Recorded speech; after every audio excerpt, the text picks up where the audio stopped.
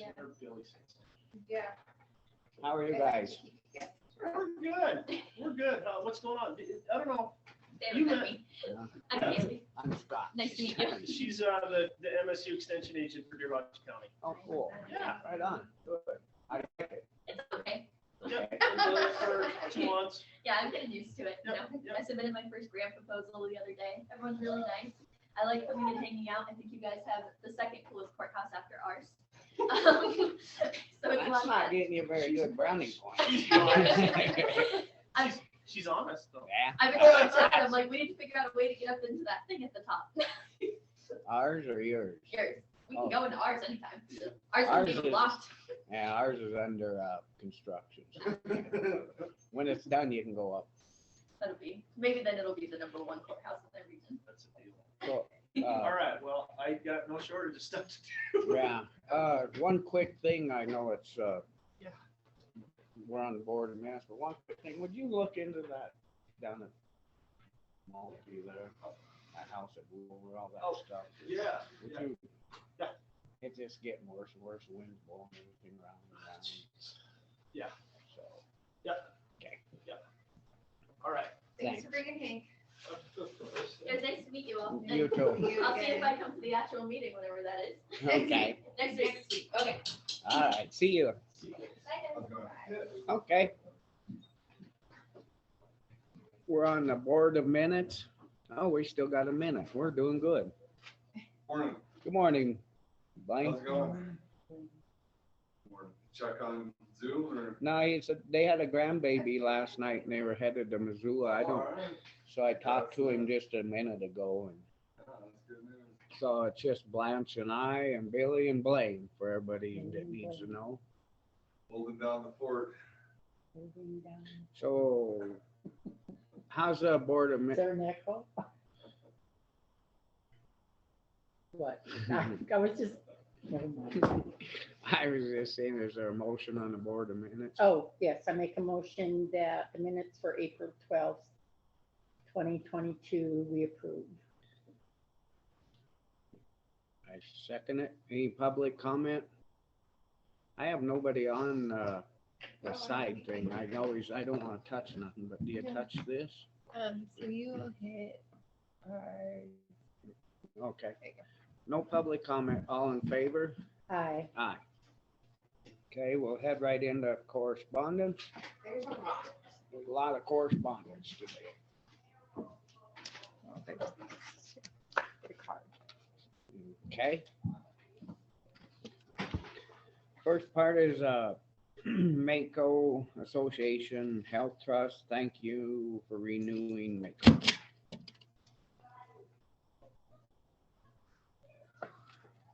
Oops, sorry. man. Next one is a notice of draft from the DEQ on a hard rock mining operation permit.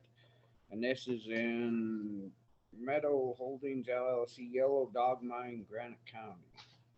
I don't know a lot about this.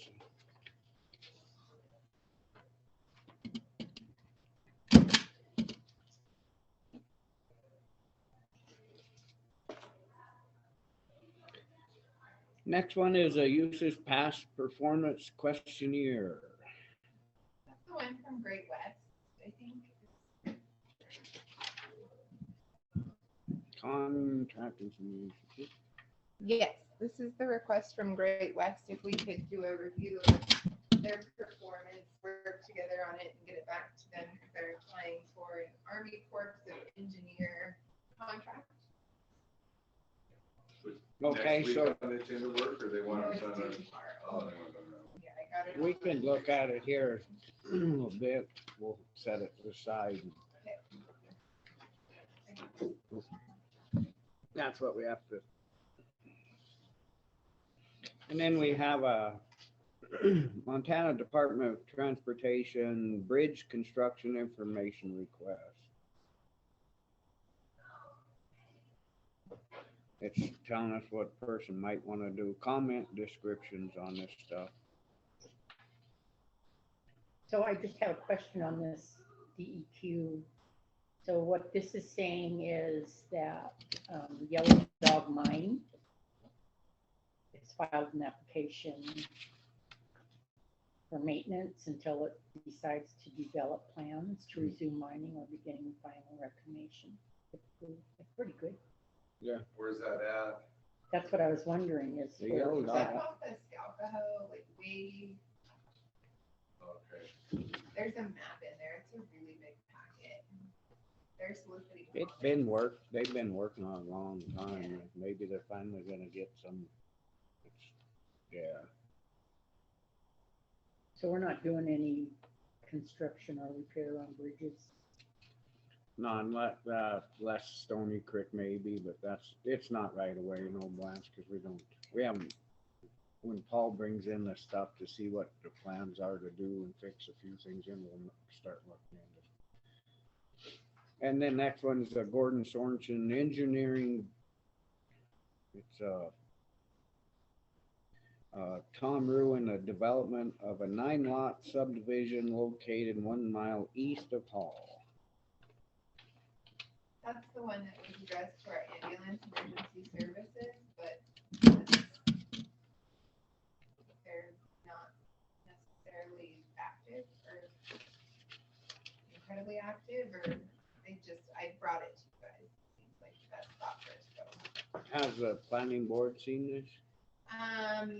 Yes, I think she CC'd to get a copy of that one. So Okay. I guess we kind of wait and see what Linda's looking into it and go from there. And the next one's maps.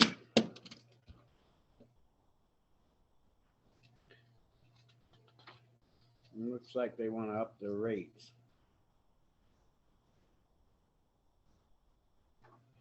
Says they're forced into raising it due to the fact of maintenance, vehicle, labor, fuel, lodging, mileage, airfare.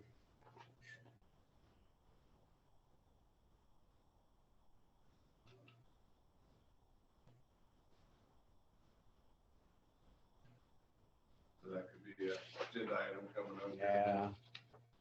I hope they come in, I mean, they got it all here and I know everything's going up, but where does it stop? I mean, what do we get? I mean, we get good from them, but where does we get the funding and that, Do we try to get more tools,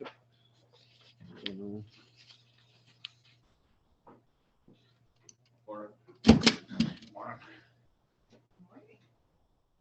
see, now you have a The next thing- coffee. Right. Next thing is Associate General Counsel on Montana Association of Counties.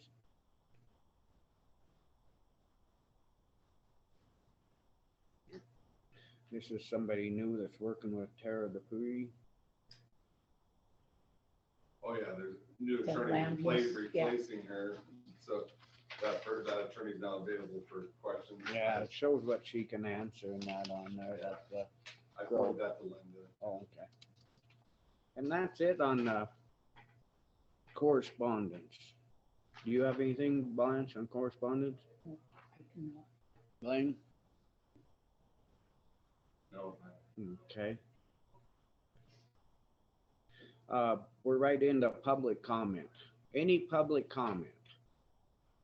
Ding. Good morning, Elena. Go ahead. Good morning, Elena Gagliano. For the record, correspondence. I don't know, you didn't say any public comment on correspondence, so I'm going to say it here.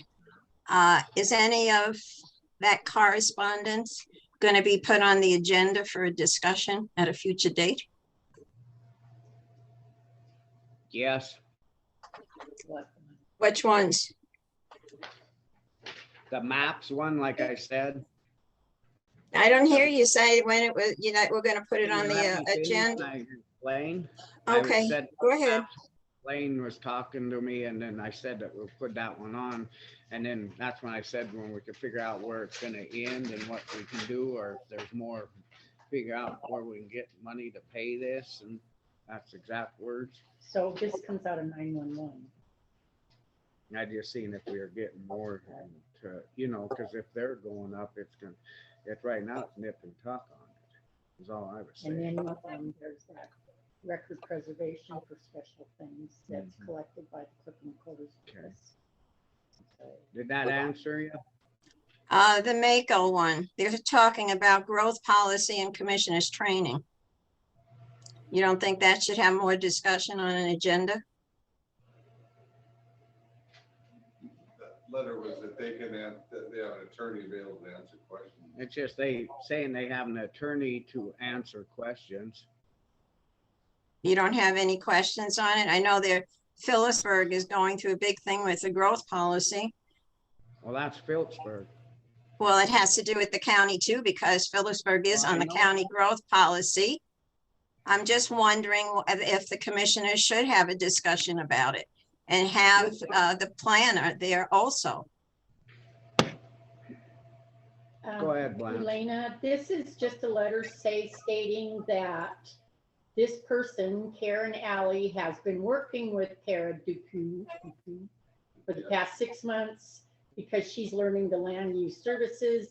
And she is stating in the letter that she is going to be our technical legal assistant from here on. And then there is list of services in this letter that we can, if we need assistance, can get a hold of her. This isn't anything that we have to make a decision on. This is informing us I know. that she's taken the place of Tara. Thank you, Blanche. Oh, okay. So then it doesn't warrant any further comment or maybe discussion with her that she's taken the place and she can explain it, but that's okay if that letter explains everything to you guys. Thank you. That's rude. Linda Bach has talked about the, amending the growth policies coming Yeah. up, so, yeah, It'll she'll be be on- coming down. It'll be on the, she'll put it on the agenda. You can't just. Any other public comment?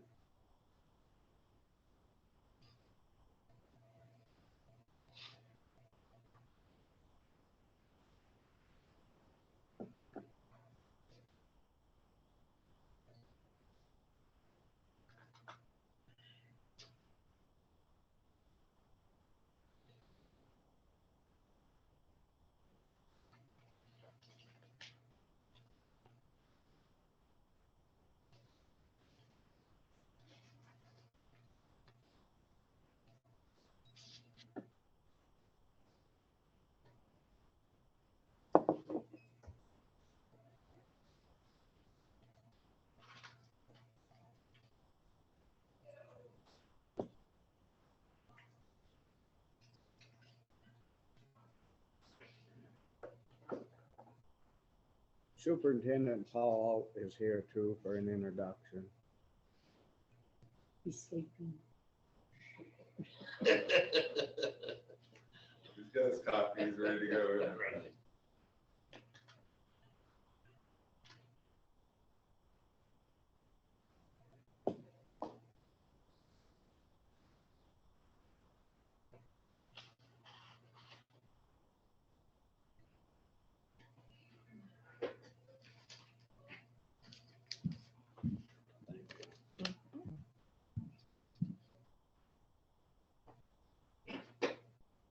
One bid. Mm-hmm. Everybody else so long busy. Everybody else so busy.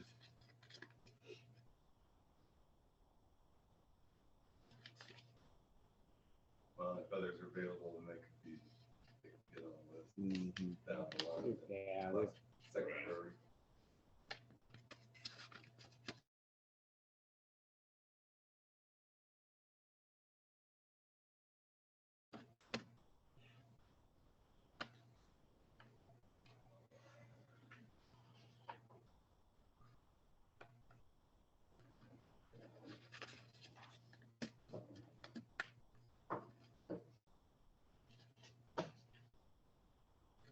Is Becky in there seeing if she can hear everybody? Do you think No, she's not on. she's not on? But Oh, we did test out our new conference mics, but I have to fix all over the room. Any other public comment? Excuse me.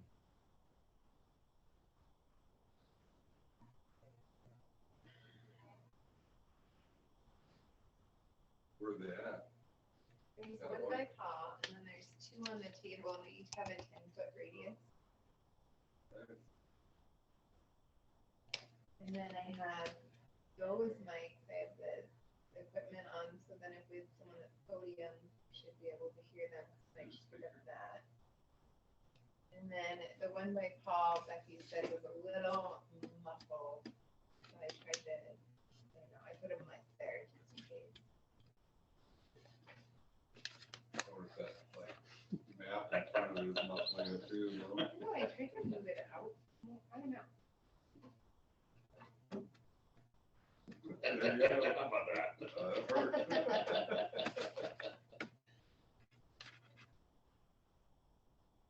All right, we're gonna move on to the bid opening for the dozers and excavators with operators for periodic work throughout the calendar year. We got one bid and it's from Weaver Construction.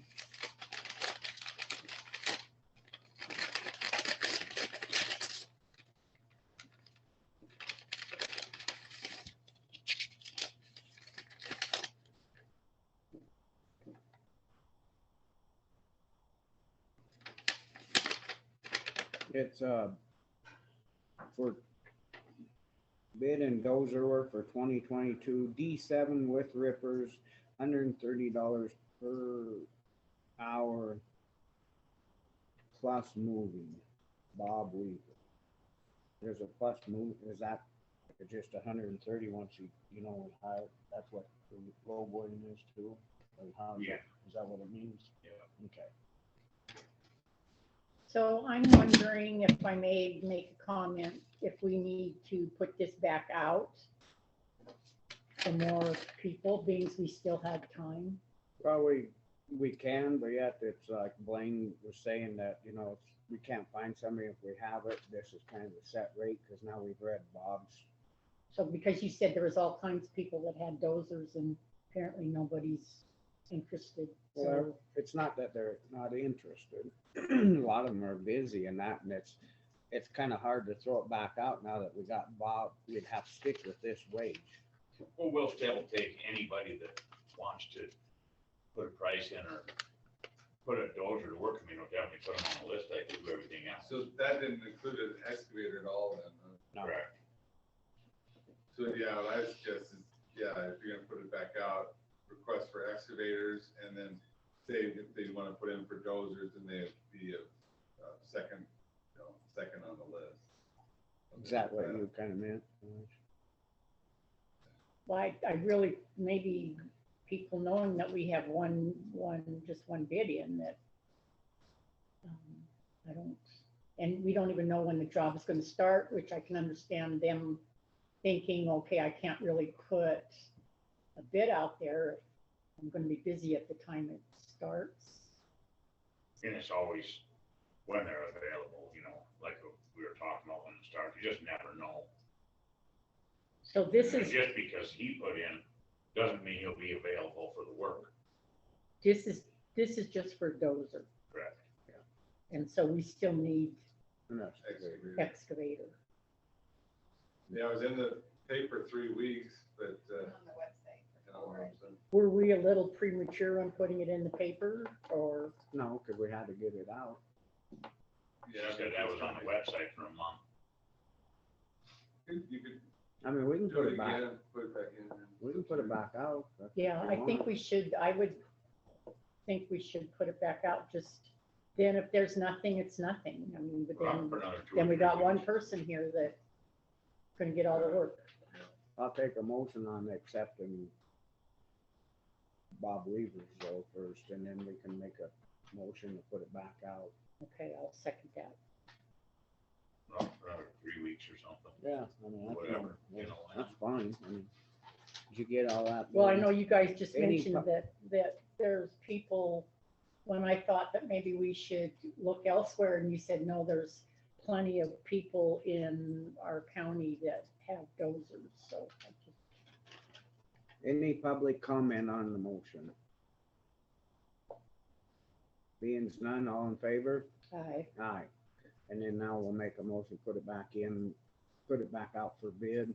My motion, put it back out for bid for another 2 weeks and just for excavators and dozers. We got one bid just for dozer. But yeah, this dozer bid's gotta have the priority. Do I have a second? I second. Any public comment? Being none, all in favor? Aye. Aye, motion carried pass. We'll do that and put it back out a couple more weeks. So it would be, Billy can put it on the website. Thanks, Billy. be in the paper till 28th and May 6th, so it'd be then May 10th for the agenda. Sounds good. Thanks, Wayne.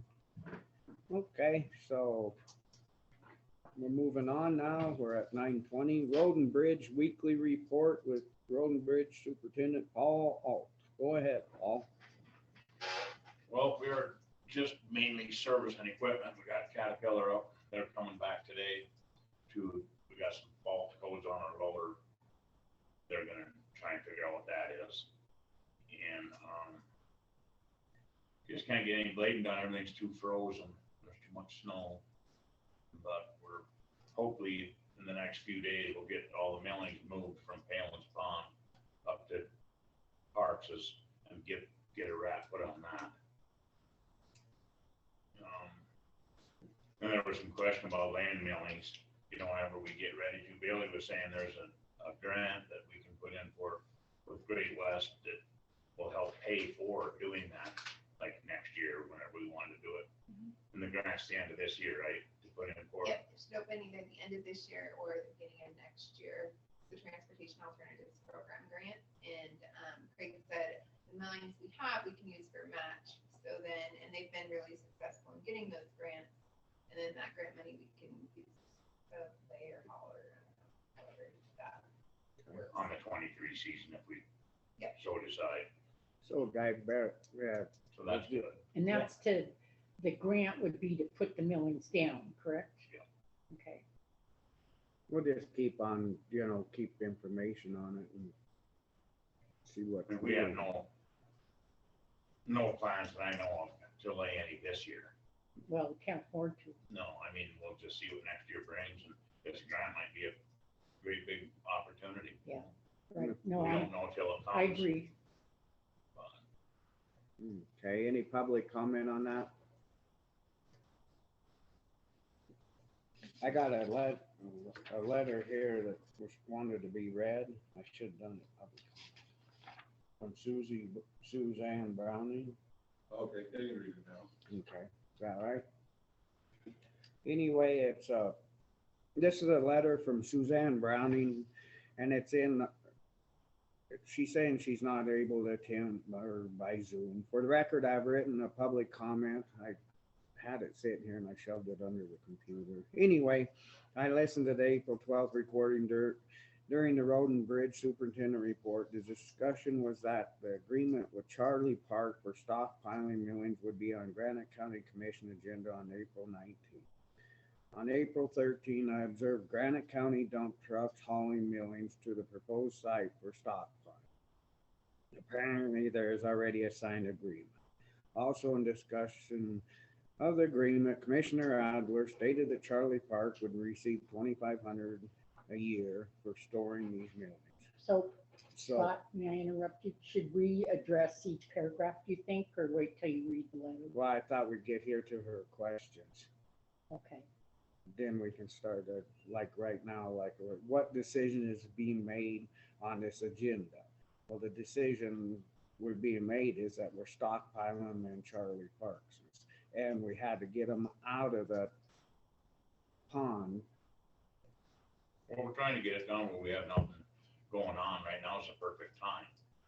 Because we can't blade road, we might as well be utilizing. Okay, what you're saying is Linda wanted them gone off her property. Correct. Okay, and that because there was several family members that are involved in this, there was kind of a, Correct. My understanding, you guys gave Paul Authority, go out and find a new spot. Yep. You guys kind of pre-approved last week, it wasn't formally on the agenda. Whether that's a, significant public interest or not, I don't know that it is, but you guys did get on the agenda today for transparency. And so there wasn't a written agreement in place, but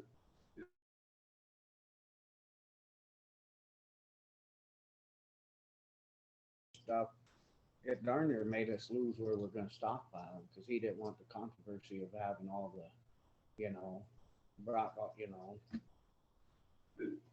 accepting millings does not mean you're gonna put them down. Yeah. When you're not committing on when you're putting them down or if you're ever putting them down. I don't think they didn't make you commit to that. There is no commitment. well, that's like, It's just a gift.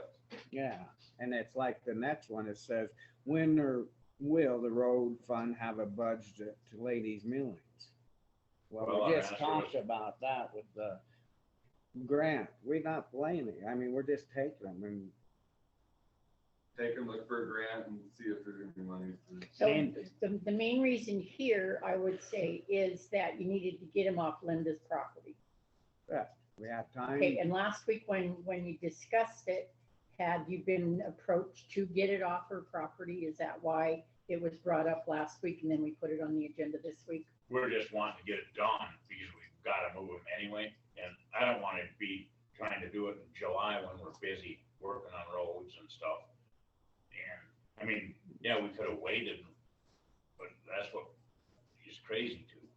So, and Blaine, you say that it's okay because we mentioned it last week to go ahead and start because we were gonna, Yes, there's nothing, nothing wrong with what was done. okay. Fine. And I understand all the commissioners last week said you were generally good, And- but go ahead with it, right? And I know I can't speak for Chuck, but I talked to him this morning and he was all in favor of this. He said he's 100% behind what we did. He understood what we we're doing. And he said if I had to call him, he could, whatever. But they had a baby in there at the hospital, so I don't, or he did, his kids did. Grandbaby more. Yeah. Anyway, that's the whole deal there. And then, when or will the road fund have a budget to lay these millings? We don't know. This all depends on reading, and can the county roads be maintained once they are paved? Why wouldn't they? Well, that's, I know, Well, I think what she's stating is if you read that news article, there are counties that are pulling up their millings because the upkeep. But what on this, maybe they didn't lay them right. what this, maybe, this you know. question here on the Granite County Commission, no cubic yards of cold millings being added, there isn't any cold millings being added, correct? We'll just, I mean, when we're done with them, we can survey the pile and see how many millings are gonna be there, but what difference does it make? Did we know what the millings were on Linda's property at the end that we're moving to their property? No, because we're ripping them up. You're ripping them up? What does that mean? Got the graders down there with, and Oh, you have to we What do we they actually do? gotta rip the, stick together? yeah. So there's no way that, if the ground was like this, just, So you answered that other one. So the question I am asking, this is Suzanne Browning asking, may be a part of the commission's discussion on the agenda. Prior to asking for public comment, I apologize if there are I'll just say that. However, since I'm not able to attend, this would be my public comment questions. In regards to the amount that the property owner is going to be reimbursed with this new agreement, I would like a copy of the old agreement and total amount paid for the storage of the millings at Linda's Pond for comparison. Linda's Pond was the name referred to in the discussion. Regards, Suzanne Brown. So Billy sent her the agreement that was in place with Linda. And I think there's one more payment due potentially on that one. It should, yeah. For the end of this. Fiscal year? In this fiscal year, and then this new one contemplates payment in July. Okay, and so what the total that we're paying Linda at the end of this agreement is 2,000. And the reason we are putting 2,500 to the park property, was that just what you offered them? or- Yep. And that's just a better, we're gonna get a 3-year. So the Agreement. contract is better? And Linda told me flat out, she didn't want any more mailings put down. So, I mean, we needed somewhere to go, you know. 2,500 would be, I think, cheap to store that amount of millings.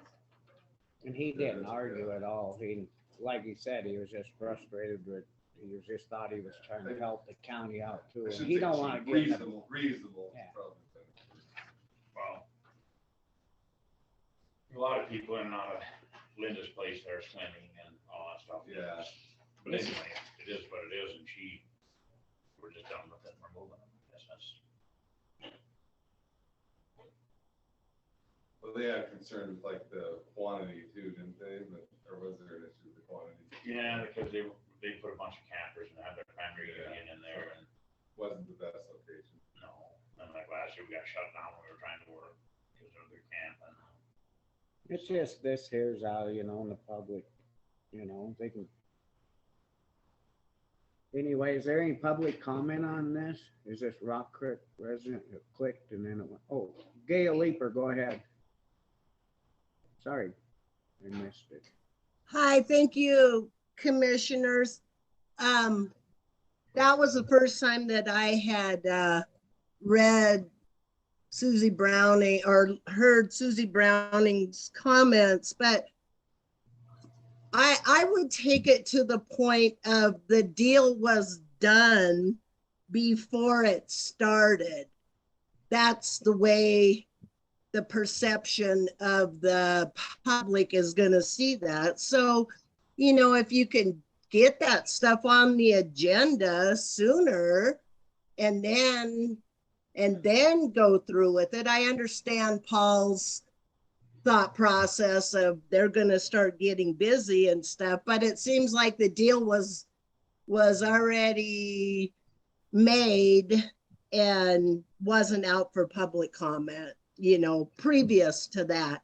And Charlie has always been a great community person to help out, but I just hope the commission and Paul takes that kind of stuff into consideration going forward. Thank you. But Mayor, isn't that a little nitpicky? Come on. Blaine, I wasn't addressing you. I was addressing the commissioners. We can't have an open conversation here, Mayor. I mean, they had it on they talked about it last week on the agenda. And no one's trying to hide anything.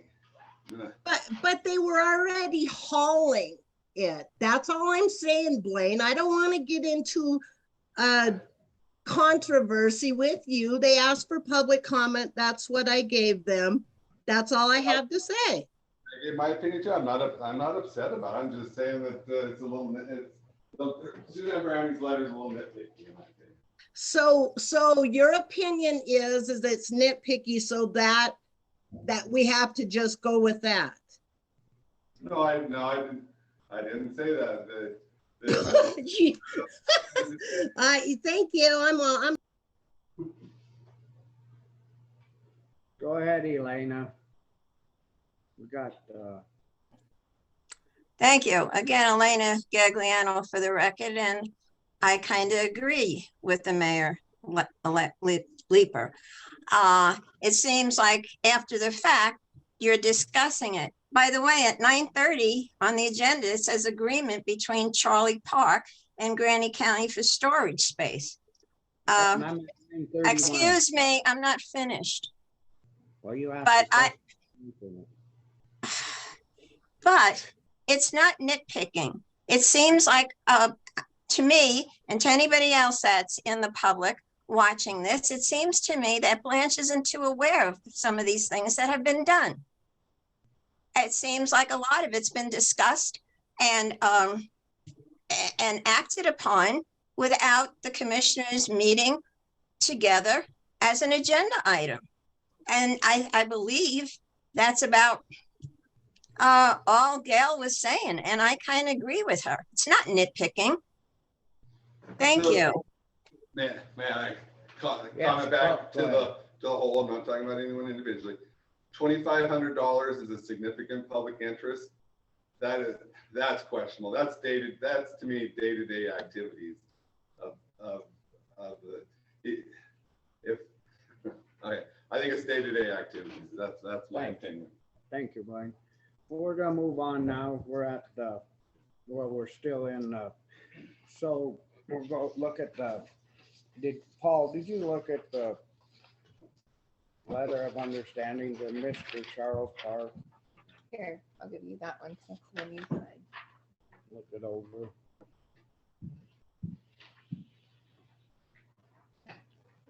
Said before, this might cause enough controversy now that they figure that maybe Charlie's feeling that, oh, maybe I don't want it, if it's gonna be this big of a deal. That's gonna really, this could really hurt the county. Cause then what do?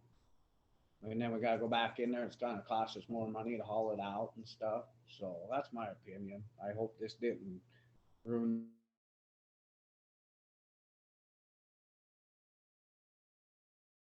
Set or what? Yeah, well, no, he's gonna be. Because of this agreement? No, about what's going on that we hauled in there before he got this. I took him for Charlie Parks' word's been always good and I took it for that and yada, yada. We were doing something that we thought was right.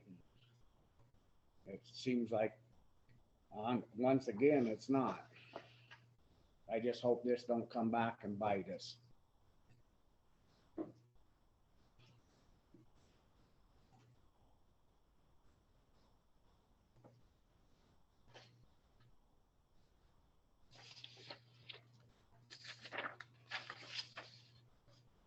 So was Charlie going to be on here to talk, to have any questions on this letter of understanding or what? We'll take it to him and then we can put it back on the agenda. He's busy right today. Okay. Paul can take it to him and he can sign and I was gonna make the motion to put it back on for next week. Why would it need to be back on? Did he sign it? I don't think he did. Oh, report it in or whatever. Okay, what you're saying is, okay, the agreement is for discussion and decision for the letter of understanding. And we need to agree on the letter of understanding, take it to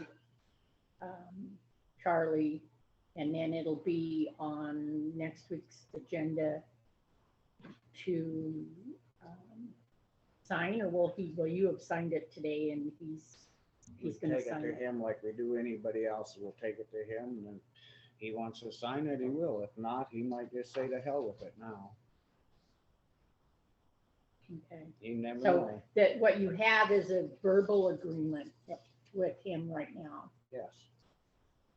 Our preliminary agreement subject to the commission changing that, but it was my understanding that Paul was given authority to try to get something reasonable and he came back to you guys. I think it's all good. It's benefiting the county.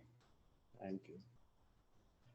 So I'll entertain a motion. I'll make the motion that or do you wanna? Go ahead. I'll make the motion that we go ahead with the letter of understanding with Mr. Charles P. Park. I'll second it. And the proxy, I don't know if anybody heard this morning, but Chuck was all in favor of this. Okay. And he said if we had to call him, I don't want to bother him, Right. but he was 100% behind this. So all in favor, Aye. or with public comment on the motion? No, all in favor? Aye. Aye. You have the original, Paul? Oh, you do. Maybe I Oh, you're on both.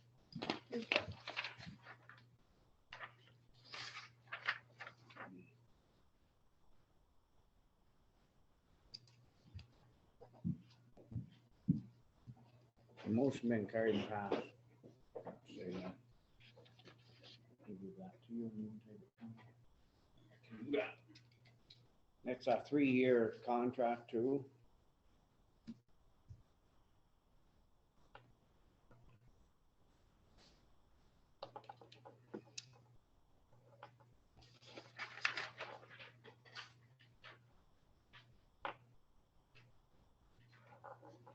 We'll go off till 9:40. Let's see if we can comment on this.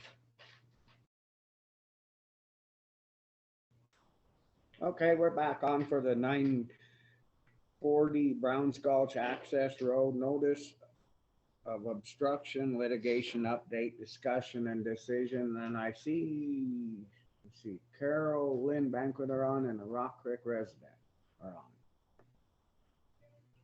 So, Do you want me to send Carol, Linda, Kaya request to unmute, or are you guys gonna? go, yeah, you might as well unmute her so we can hear. They're the ones that are.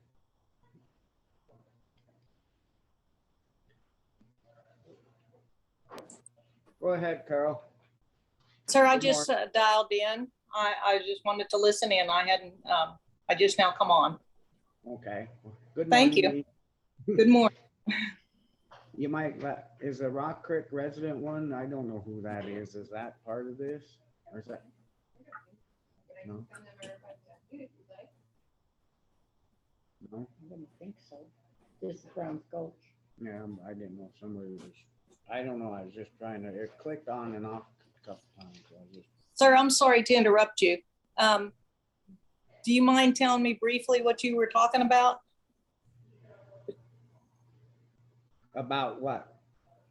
When I dialed in, when you asked me to speak, I wasn't trying to be rude. It was me having you put unmuted and put on because I didn't know if you were wanting to say something. I'm just learning how to run this and I'm Oh, okay. Thank you. Thank you.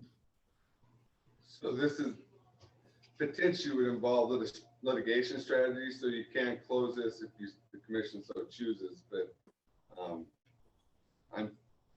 I'm fine explaining everything to you that I know in I open guess- meeting. go ahead and Blaine, and I guess that's how we. Okay, so the last Tuesday, the Beckett's and the Locks filed a declaratory judgment action against the county. It was filed, but the county has not been served with it yet, so our time for filing an answer hasn't started running yet. I called up Mr. Jones, Kevin Jones is their attorney, and had a good conversation. He was under the understanding that the county they needed to file the complaint right away because they were under a time crunch for the county. The county had given that time frame for requesting a petition to abandon be filed, or the county would proceed forward. My advice now to the commission would be to, and I told Mr. Jones this would be my advice, is to hold off on taking any action to give notice and remove the obstructions, and we try to get it resolved, potentially even prior to the complaint being, someone's being served on the county. I still encourage them to go through look at the petition process. They don't have to acknowledge it's a county road. They can reserve the argument it's not a county road, but still go through the petition process. So I think my advice to you is to do a motion today to stay or hold off doing the notice and removing any obstructions until we can try to reach a settlement or see how and proceed forward with the lawsuit and see how the judge rules. Okay. Any public comment on that?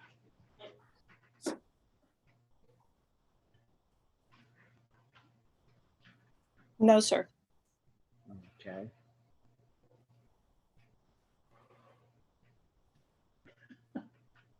I see you, Gail. What's that? She had her picture on there and then she took it off.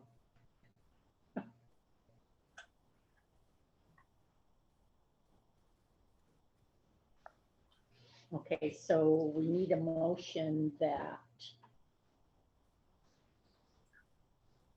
the notice of obstruction obstruction. Or just the process of notice and having the obstruction removed will be stayed until the litigation's over. Okay, I make that motion. I second it. Any public comment? Being none, all in favor? Aye. Motion been carried and passed. Thanks, Paul. Yep, I'll see you guys later. See you, Paul. Have a good day.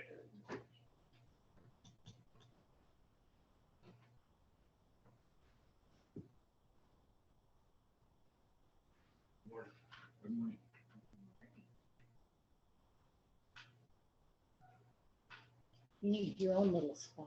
Yeah, I like it back there, but I don't know how well they're hearing me. from I back could there. talk to a few people that, Share this. I've talked to a few people and nobody's, They can hear me, and Well, the only thing, if you're right there and you have the way the chairs are sitting, I'm sometimes behind people. um, If, a lot of times though, there's 4 or 5 people come up here, and so I don't need to be right You can be in Chuck the middle of today. it. yeah, you can be Chuck. Good.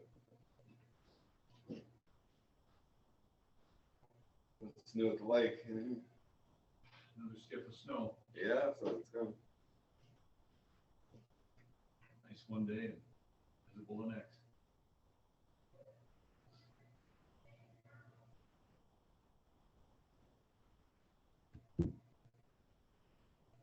Yeah, have about 4 or 5 winners already. This one winner. It's spring. Yeah. Is Brandon gonna call in or is he gonna get on Zoom? we have his report, but he might call in. We've asked him. We still got 3 minutes.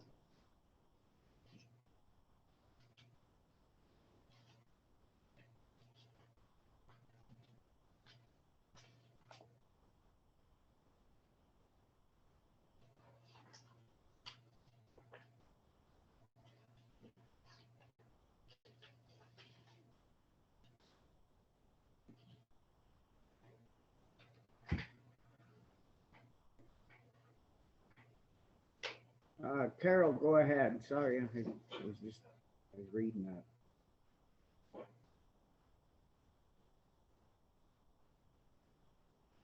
Go ahead, Carol. It's still showing her muted.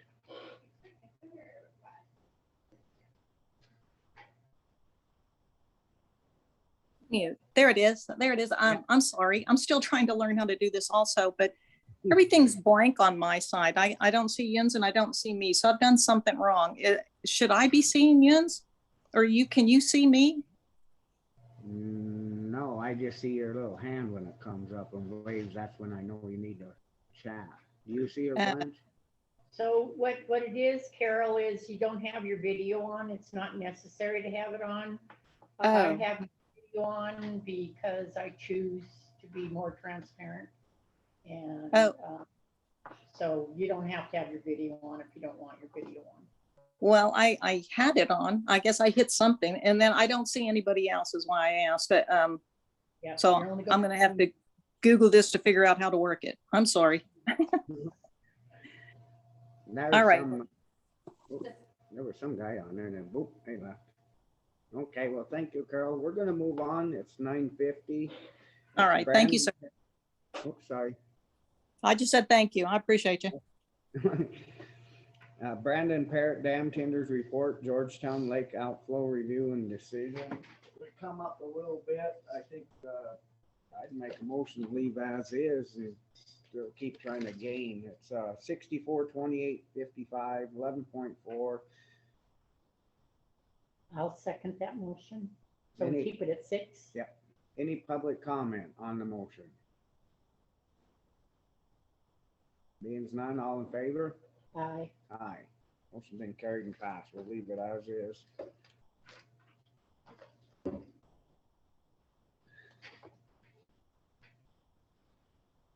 We did get a report from Brandon. It's in the book, so everything looking good.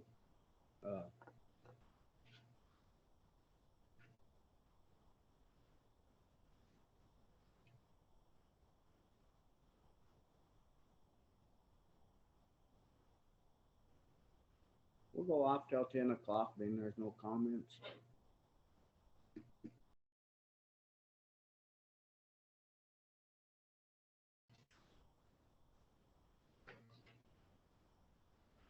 Okay, it's 9:59. Georgetown Lake Volunteer Fire Chief Fred Workland regarding collection of fees, discussion and decision. Go ahead, Fred. Thank you. Fred Bjorkman speaking. Appreciate you guys working with us on so many other things in the past. And this is one of those projects that just came out of the clear blue. Didn't expect it. And I'm referring to our fire service area fee increase. And in the process of meeting with the public and so forth, we learned through one citizen that he appreciated what we were doing, but we also ought to police up fees that we were missing. And we were in denial. We thought government took care of us. And so we forged ahead on two fronts, mainly getting our fire service area fee in place. And then two, following up on Mr. Tagadol's point of multiple properties not paying the fee. And yes, we let it settle for a few months, and then we formed a committee. Kurt's the chair, Kurt Unger is the chair of that committee. And he's here. And present, yep.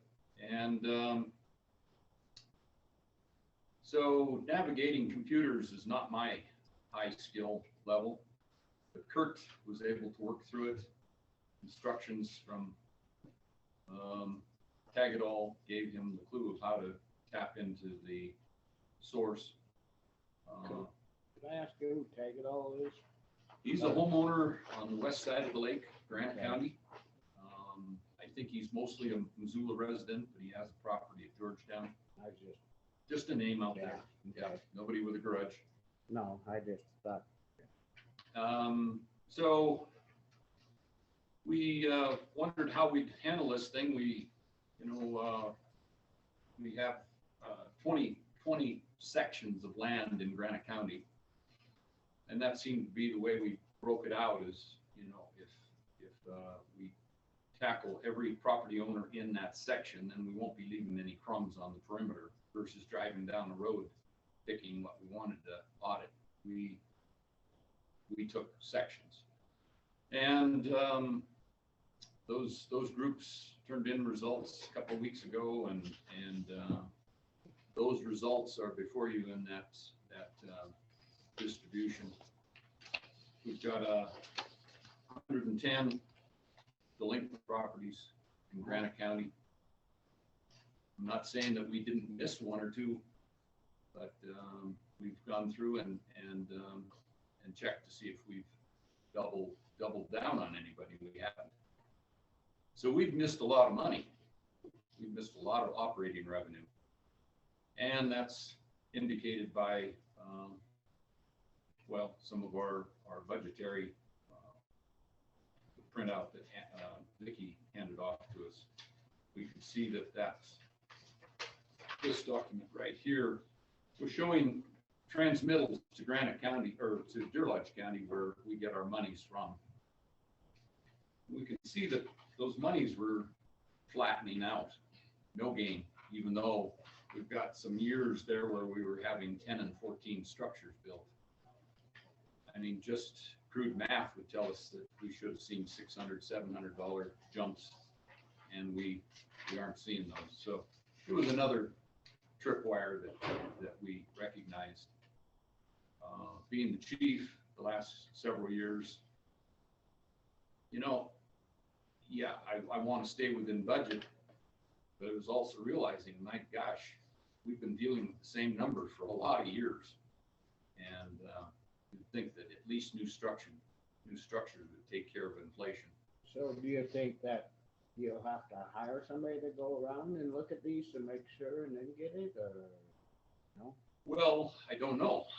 I don't know that it's our responsibility, because, you know, we look back at MCA annotated as current as 2021, and it was financing the fire service area fee on structures. Let me get my cheaters on.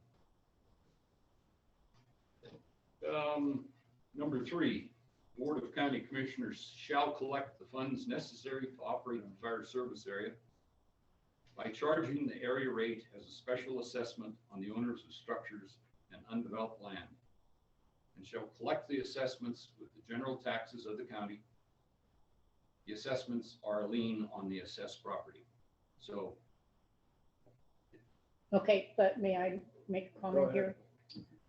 Yes, we do collect them, but it's your responsibility because you're your own district to get the people in. Because I don't think the Department of Revenue is going to go out and collect for just the fire district. Like Vicki, would something be easier for them to see if you gave them a list of something else?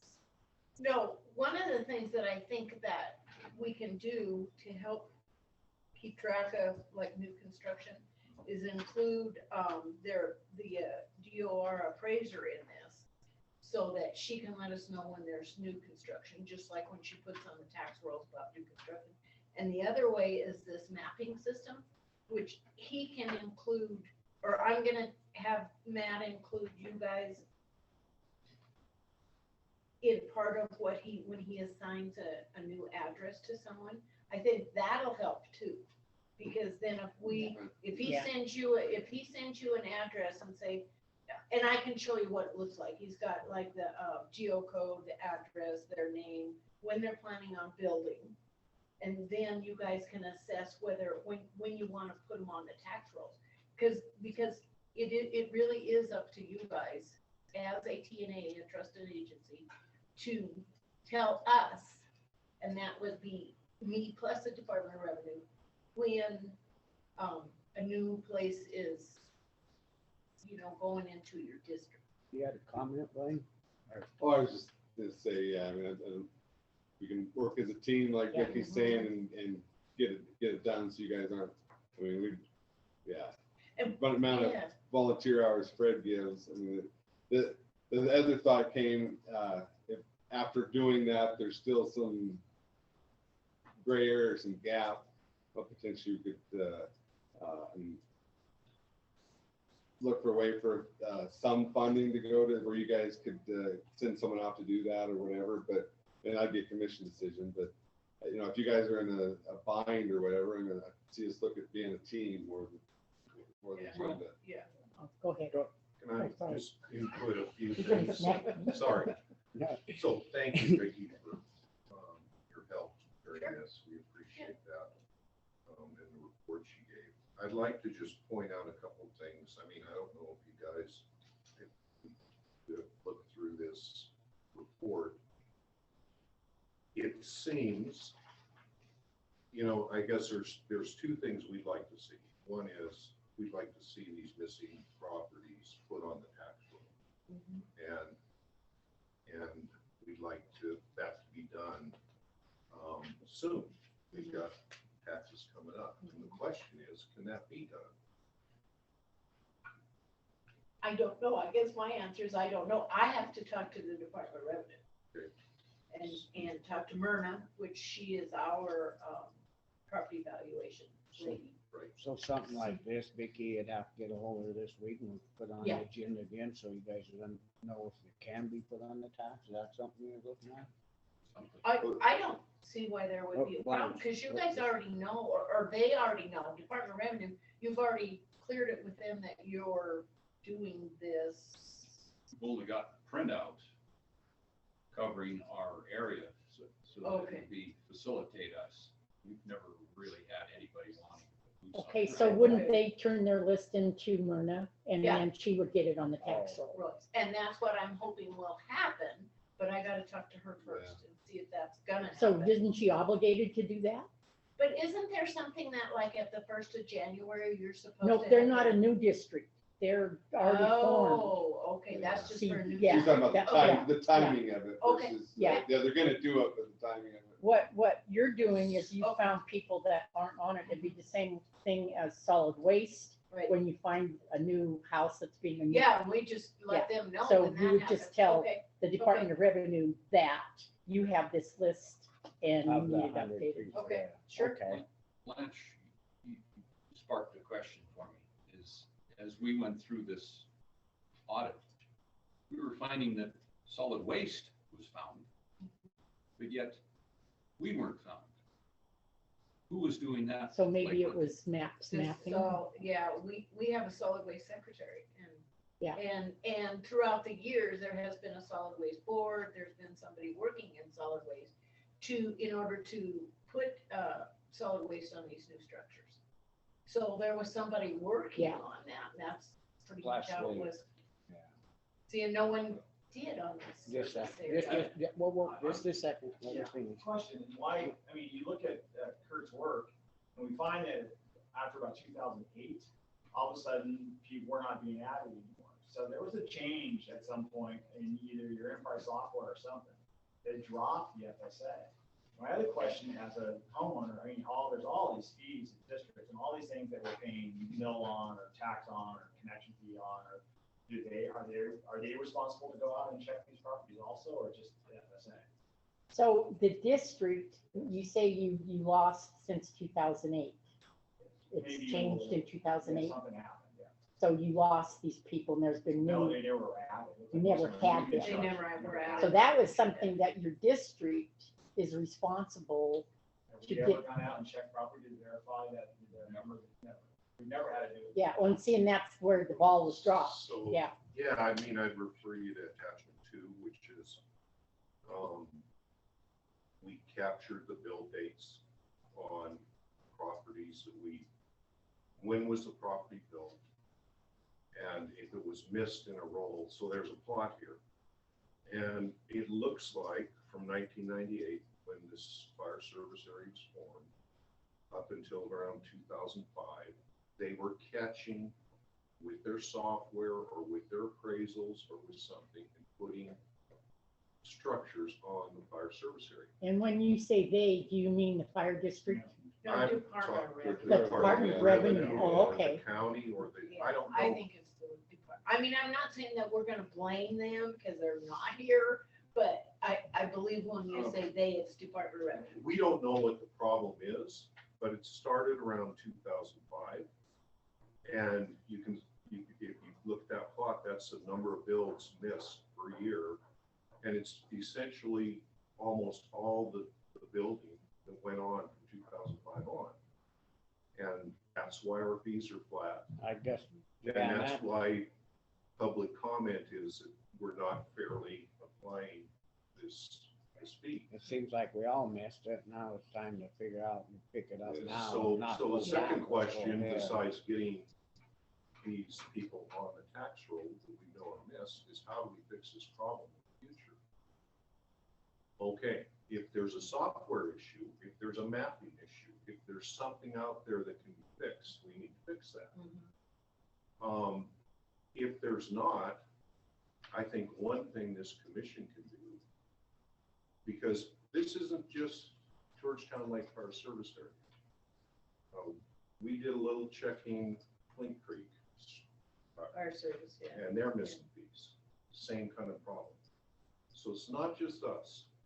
So this commission could perhaps say, okay, let's fix this problem. You know, somehow with the Department of Revenue and Vicky and Well, that maps will really find out help, what yeah. went That will wrong help. and fix it. Yeah, Right? Yeah. good point, good point. Yeah. The Yeah. second thing is that until it gets fixed, the commission could authorize audits. You could hire someone every couple of years to check these fees against what should be done. Maybe it's 2 weeks of work, maybe it's 3 weeks of work. You could fund that and do an audit like every couple of years. It's just a suggestion. I don't think that costs very much at all. I mean, Simultaneously, within this structure, they'd be auditing for our benefit, but they'd be catching solid waste and whatever other SID. It's Yeah, like the whole he's out time. there, yeah. You know, I mean, it That's a might good have a point. payoff for a Yeah. lot of organizations. I don't think there's any computer, I think we all want on the same page, we just gotta figure out how to make it work and move ahead, and then, like I said, we got maps and Vicky, and, I mean, we're here to help you figure it out, we just need to, we'll quit worrying about what we've missed, and let's The go first keep- part get is- what we need. getting these things on the tax roll that have been missed. I mean, that should just be done. Yeah. And that's, I think that is fairly easy because you guys know how it works. And all I have to do is give it to them. The bigger question is how do we fix the problem long term? I mean, if I was in your shoes, I would be thinking about, okay, let's put some pressure into the system to fix the problem. It's not just affecting our fire service area, it is affecting Free. And solid waste probably also. Did you mention it to them, that Not yet, other one? have not. But I can talk to Jake. But that's a bigger problem, and really, what can we do? It's a really hard process to do this with the tools we have to check this stuff internally and do this kind of audit internally. I don't know how many man hours went into this, a lot, right? And a lot of people. And, you know, really, that's not what we want to be doing every couple years. Right. I'm sure Fred would say we have better things to do than No, I this. agree. Yeah. Well, once we get this over to them, and then. Yeah, and I think, and you guys have got a really good starting point, and if we can just keep it up from there, then I don't think we're gonna, you're always gonna miss somebody, Oh, yeah. you know, Not but like what we have. not like this. What do yeah. you think of the audit every couple of years? I think that's a really good idea. Really.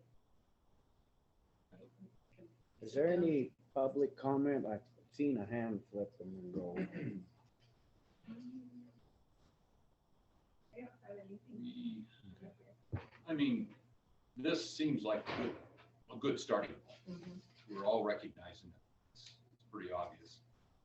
But our greater fear is the new tax year with our new fee increase. Is that going to get implemented? We need to get on it right now because, We've been on it for over a year. I mean, send this list right here to the Department of Revenue and say, these guys they are are- not assessed. They're the ones that. Yeah, have they're to the do ones that this. have, you have to go there, because it goes there. Once upon a time, the assessor had it, and it came to the treasurer. And Oh. so there was more control in You had the local courthouse. local Yeah, assessors. where now it's the Department of Revenue, and we have to get a hold of them and Well, so, you know, explain to me best you can. I know Julie Goble, and I know what her role is. Going through, when she can find the property, she assesses it. It just seems like it would be simple to check a block at the bottom and check it for solid waste and check it for Georgetown Fire if it falls in the area. But that doesn't seem to happen. They transmit those documents to Vicky. Yeah. Vicky Navy doesn't even know where that property's at. She's going on the text that's before her. And because we're only 20 sections in the size of this entire county, Nobody wants to single out those 20 sections that affect us. It's a lot easier to check the block on solid waste because, well, if you got a house in Granite County, you owe us. Whereas at Georgetown, there's a boundary. We don't want monies assessed from the valley. That belongs to somebody else. We want just ours. Yeah. And it just seems And- like it should start. Yes, but here's what I'm saying is the Department of Revenue needs to know where the district is, the fire district is, and they're the ones that need to make sure it gets into the system. That's what I'm saying. Right, Vicky wouldn't be able to do that because the Department of Revenue has to do that. You see where I'm coming from? There's this map, and there, each resident is going to have what they have to pay taxes on. And your fire district should be there. And the Department of Revenue is the one that should have found it, that it is in the fire district. And if they haven't, this is what I can see. It's pretty amazing, you know, there's entire subdivisions that are missed. Yeah. Right? I mean, that's pretty amazing. I mean, it's eye-opening to us. Yeah. And then if you look at like Badger Bay, there's 2 structures that are appraised, none of the others are get our fee. So, you know, it's like, you know, I want to call it's neglect, right? In the system. So I agree, yeah. But I think all of this started and to me, it's a big push on the government is when the Department of Revenue left us. Because you have Julie that is the appraiser for all of Granite County. Right. Plus she has Deer Lodge County, plus she has Bell County. Right. So she has an awful lot of work to do for one person. And she's not alone in that. It's through the whole state that the Department of Revenue does this. I'm not saying. No, that, you're right. No, you It's, come right they out. cut it It's down, it's hard. You said like the right took way. the offices out, took the revenue offices out of the courthouse. Ours was the first county that they did it to. I mean, We they sat just came down in with and Department moved. of Revenue right here. Yeah, and right begged here. them not to. Yeah. Yeah, begged them not to. But you know, it's, our fear is let's talk about that. You know, is there a suit that could be filed against the Department of Revenue that says you totally botched this up and you owe this county money? I don't know. Okay. I doubt it. Try to cost you more than what they owe. Well, Yeah. but hopefully there's improvement overall in their, You know, but aside from that, I mean, I'm not comfortable at all with what I hear from the Department of Revenue. Like when we asked for the audit, when the public comment was made bringing up this issue, they refused to audit. You know, why is that? Why don't they want to audit their work? I'm at a loss here. Part of this is not, that's not their job. but the, What your district is not their job. Their job is doing the taxes. Yeah, it comes down to who's responsible, I know. right? Who's And they accountable? say that you should be responsible because for I- your own district. It doesn't say anywhere, I read, Did you read? that research it? we're responsible to go out and assess Yeah. these fees. It's, it doesn't fall on us. If we want to write it into there and we want to fund somebody to do that, okay, we'll take the responsibility and do it. But I think you have now, you've gotten it moving, and I think we need to Yeah, just go ahead. with yeah, the it county, and the try county to- will, the county will work with you. That's what Yeah, I'm hearing here. Yeah. But I had called the Department of Revenue when we were going through this originally and called the Butte office and the phone rang and rang and rang, and the voicemail didn't pick up. And that's an issue where they don't know. I will tell you, part of the data set we used to do this project was from DOR. We asked them for a list of all properties, all of and assessments of them, what the assessed values were. The one thing they couldn't provide us is who pays the FSA. They said they do not have a list of who pays our FSA in their database. So we were asking, can you show us by property, by geocode, and match it up? And they said they weren't able to do that from the Butte office. They sent us long, and I think you guys all saw massive data sets. And they said they couldn't provide us FSA, who pays it? So I don't know how far. I honestly can believe that. Yeah. Because their base, their Orion, their tax base, doesn't include any of this extra stuff that the county puts on. So, Which would be solid waste, soil conservation, they get that from somebody. Fire service area, which the state has a fire service, they get that from somebody. All of that comes and they put it on the taxes. and they're not the tax collectors, that they stipulate, they do not collect taxes, Granite County collects taxes. So that's, so we're all agreed and going forward, get this done, and working with maps. I think would be a big help. So, and probably Because the other fire districts are missing people too. People, That's yeah, what he and said. I was gonna say, any of the SIDs, which would be any of the collected Yep. stuff, the fire service area, like town of Phillipsburg has, the lower Willow Creek district, and I know that they do their own, but there's only a few of those people, it isn't like hundreds of taxpayers like you guys have. If that audit hopefully take care of it. Take make care sure of that double little, check. that group of people, that group of So districts. you say 2008? This kind of started? I think 2005 is when they. I started. don't remember when Ann Well, left. Anne retired in 2009, Okay, so see, things, There's a few missed, 2005, 2006. Because I There's a think lot that in there Yeah. honestly was part of what she did as an appraiser and as a Department of Revenue as the assessor. employee, as an assessor. And she would call the SIDs and say, got me.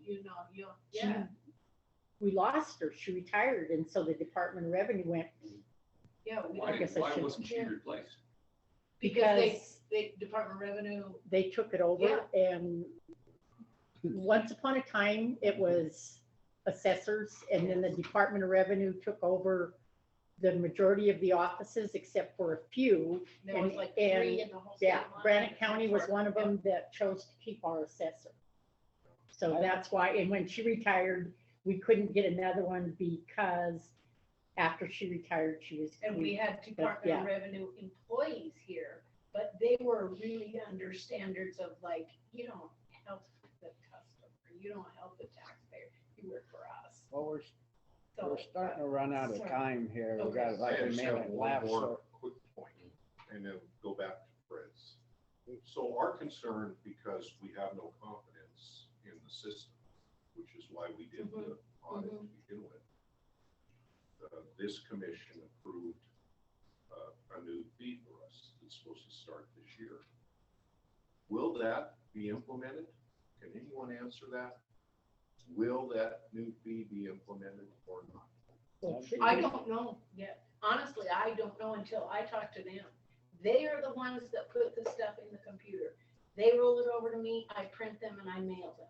Yeah. So that's that's basically We're all how in- it works. we are in their hands. Yeah, the increased fee will be Yeah. implemented. When they get the people that are missed on there Yes. is the issue. And I guess last thing I want to say is what we discussed today, is that good with you on getting it cleaned up for now and doing the audit every 2 years? Is that a good plan going forward? What about the past due? Compared to what we've And had. that's There's not no gonna way be that a- the Department of yeah. Revenue will ever go back and refill anybody. So you went through all the proper procedures to get your fee increased, right? Correct. Everything was done correctly. Yep. It's the Department of Revenue hasn't picked it up. So you've done your job, right, Blaine? They, They have notice of it and Yeah. they should be And implementing. all we need to do is roll that information over to them. And then we'll see. if We're it just gets- in their but, control, yeah. and we can't do nothing until they get back to us. I You know, mean, we all can- I'm saying is, we put together 20-year Uh-huh. schedule. Oh, yeah. Yeah, We put together budgets. We're counting on an Right. increase in revenue to Yes. fix Yeah. the problems we have in the fire department. It's gotta be implemented. But we have no confidence that it will be based on what we see. we can't really, yeah. our hands are tied too. That's what I was just gonna ask. There's no panic button that you guys can push. We have to wait until November to look I at our don't think tax it does bills. any good, Fred. I mean, you I- can push and No. push. but I was then it gonna say, seems I like think they we could ask the commissioners can ask the Department of Revenue to come and visit us. You guys Yeah. included, me Yeah, included, that'd be Blaine. And I think that would be, you know, a district manager or regional manager out of Butte, if they would come. That's something Certified that- values come out in August. Yes. Your certified value would be there, Yes. and you would be, your taxes would be collected in November for this coming August, right? Yes. And Myrna Green has all that information, but having a follow-up meeting here with them would be, We Yeah, can I think that's a really Yeah. great idea. We can Now- definitely put it on, because we're running out of time. Yeah, and I can talk to you guys in a few minutes. so is there Tuesday that works better for you guys? When do you want it back on? I guess we'll push ahead and see I what think we it can better do. start with you guys. Can you get Myrna Green in here? That's a We're lot. probably Well, the easy We could ones. try, but I think Yeah. either her or her boss. Yeah, her boss. How does that sound? I think. Well, I think probably Vicky, you can go into Myrna and say, Myrna, this has been, we need this, and they Blow up in our submitted face. this, and blah, blah, blah. And then you can let us know, and then we Sure. can see if we can get her or whoever else is on the, put them on the agenda, and then we'll get a hold of you guys and get back at this. We won't let it drop. Will that work? Okay, Okay. that's all we're asking. Yeah, We don't know no, how to fix it. I think we're all now, and we got, like I said, maps and everything else, but I hate to be rude, but if we better move on, because I'm not. Thanks, Larry. Thank you. I'd rather- So this is what you do with your company at home, huh? It's like, I gotta move. Thank you, Blanche. Yeah. Thanks, you guys. Talk to you guys for dinner over here. Okay, so, we're into the retaining an architect for the courthouse projects, elevator, bathrooms, et cetera, discussion and decision. Is there any public comment on this? Go ahead, Blaine. So, we had talked to Mr. Robinson from Missoula about, doing it. He was interested in coming up. He is helping I believe he's working on the, fire district, new fire hall in Drummond. But he's just swamped, so that, I mean, we're still potentially on his radar, but he hasn't been up. So in the meantime, we called Montana Tech and MSU to see if they'd have potentially students who, with the professor overseeing them, that would be interested in the project. Montana Tech didn't have anyone. MSU had some interest, and we're gonna get back to us. We haven't heard back from them yet. Okay. We'll follow up with them. But What? yeah, we didn't get any, when we did the request for qualifications, we didn't get any. Well, we put it back out and see who's gonna, so we don't, our decision be to put it back out and see who we can get. What, is that what you're recommending? Yeah, that'd be good. Is that right, Blanche? Yes. Okay. Well, entertain a motion that would, We need to what? Put it back out there? The RFQs to advertise that 2 weeks. Okay.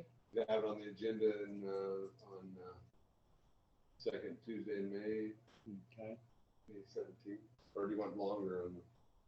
No, we can, at least that way we can check back in. If not, then we can start trying another route or whatever, Blaine. I think that's, any public comment on the, I second it. Any public comment on the motion? Being's none, all in favor? Aye. Aye. Motion been carried and passed. We'll go ahead and put it on out there for 2 more weeks and move on with it.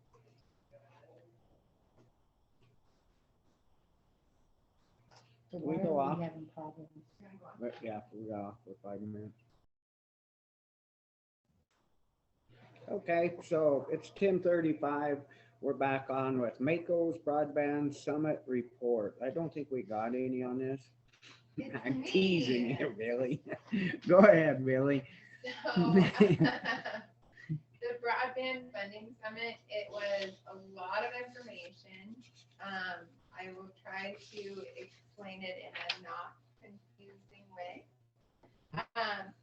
So right now. Why are you looking at Blaine? We're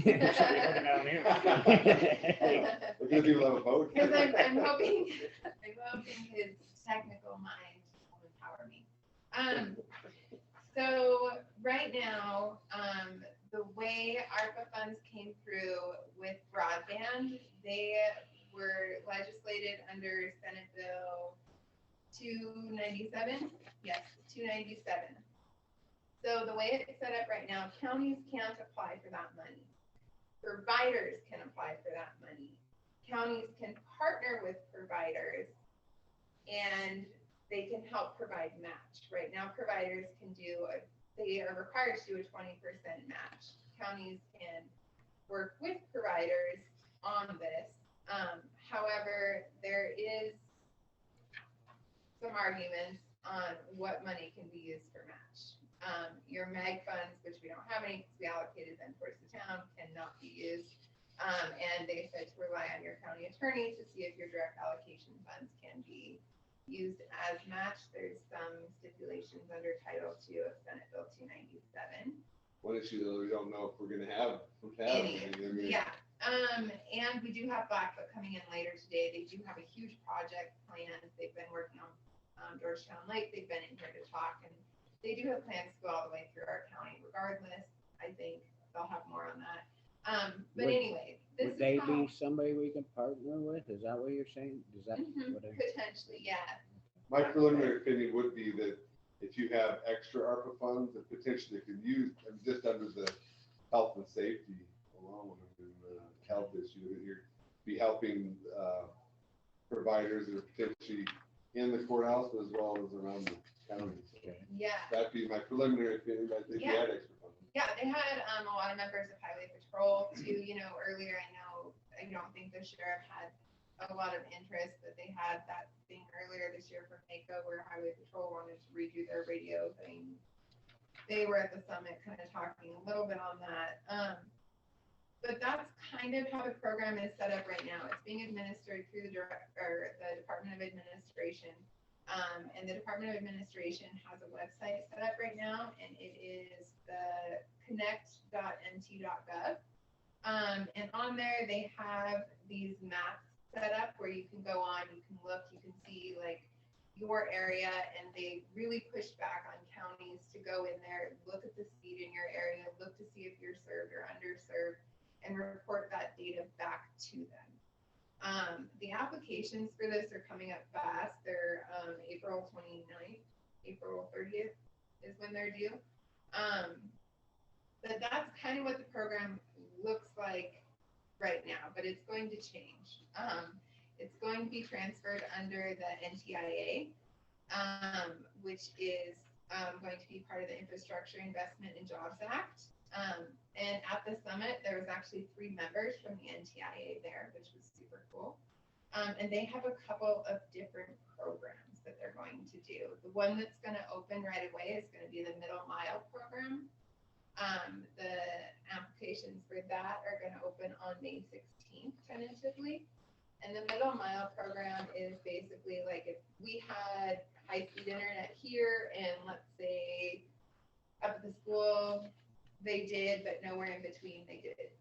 So if the school has internet, but it's a dead zone in between. That Middle Mile program is to be able to bridge that gap. The important part of that program is you can't build a broadband bridge to nowhere. But that is just one program under the NTIA. Big program under the NTIA is the BEADS program. And the BEADS program looks at serving the unserved has to be served, and then the underserved, and then the next speed level. So there's kind of different, they said to look at it and filling different buckets before you can move up. And then the other big part is the digital equity programs, which I think there's 3 programs in the digital equity program. And the digital equity program is really focused on like workforce development and meeting people with where they're at with technology. The woman who was presenting on that kind of explained it as they had in one city they were working in, they had a apartment building that was all subsidized housing. And so they connected the whole building and gave everybody laptops. And is what they noticed when they went back and looked is no one was using the laptops. No one was using the internet service. And it was because a lot of the people didn't understand how to utilize the laptops to get what they needed. So then they had to go there and do on-site training. So it's really meeting people with where they're at with technology to make sure everyone is connected. So that's kind of the digital equity program. And that's kind of a quick lump through a lot of these programs. No, good job. Thanks for Yeah, going. and like I said, when Blackfoot's here this afternoon, they can kind of tie in a lot more. One thing I did want to mention though is the, what is it called? For providers to be allowed to be part of the program, they have to be part of, sorry, I have like pages of notes. They must be enrolled as an affordable connectivity program provider. And is what that is, that's, they are able to either subsidize internet or give like in a Section 8 housing unit or something like that, they're able to connect them for free. This is a program that also is able to provide those free laptops and things. This is kind of taking over through the FCC and the NTIA, that new way of information sharing and connecting information. And the NTIA is going to be available locally and regionally to help. Okay, is there any public comment for Billy on this, explaining to this? She went to the meeting. Good job, Billy. Thanks for going. Appreciate it. Yeah, thanks for sending me. There's a lot there, ain't there? Thanks. Lot there, ain't there? Say that again. There's a lot here Yeah. on that broadband. Yeah, it's very. And it depends on Blackfoot. Yeah. Cause they're, They'd be the ones that would. They'd be the ones. In the NTIA program, they're saying they're, and both programs stated, you know, to be patient because they're basically in flight trying to build an airplane around themselves, the way these programs have launched. But that the NTIA program really wants to make sure that there's a lot more county partnership, because the way the programs are set up right now, you're just giving like hundreds of thousands of dollars to a provider. The way the match is, because counties can't apply. So it's really trying to, the NTIA was saying they want to really make the programs more of a partnership, so counties are a little bit more involved and have a little bit more. thank you very much. I guess, on that note, we'll move on. Thank you. Appreciate all that update. 10:45. Granite County Sheriff Scott Dunkerson with the DUI Task Force Budget Report. He's not here. We have a letter from him. Do I need to read the letter or? That might be good. I think you probably, yeah. but Is I- he or something? Okay. Just a second. All right, letters to the Granite County Commissioners dated April 1st. Granite County DUI Task Force Financial Report and Fiscal Year Operating Plan. The Granite County DUI Task Force has been active in Granite County community. Recently, the task force has accommodated speakers at our local schools, educating our youth of the dangers of impaired driving, seatbelt use, and addiction. Local bars are equipped with disposable breath tests to encourage folks to stay out of the vehicle if they've had too much to drink. Granite County deputies are assigned DUI patrols and paid overtime with task force funds during special events throughout the year and do an outstanding job detecting and arresting DUI offenders. The prevention, education, and public relations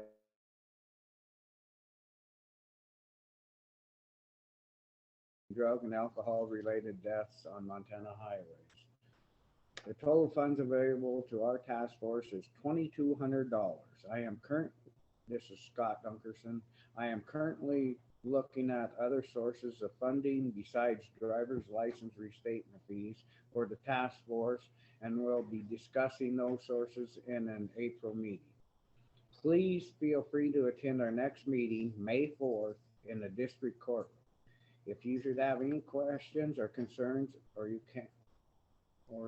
can contact me directly. Sincerely, Scott Dunkerson, Sheriff, Coroner, Granite County. Pretty much.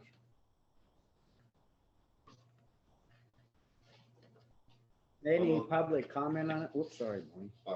Sam, the task force, that all's correct?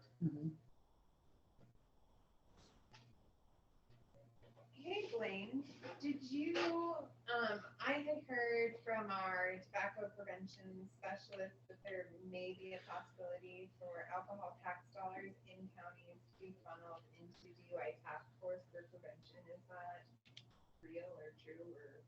I would need to look that up. I haven't researched it. Yeah.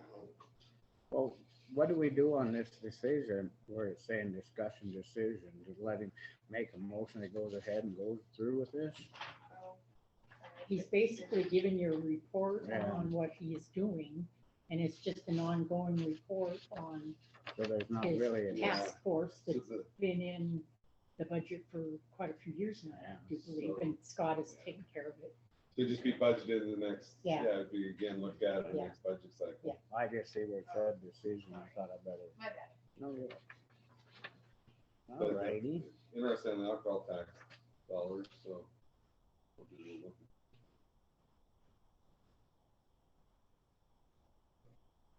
any public comment on this?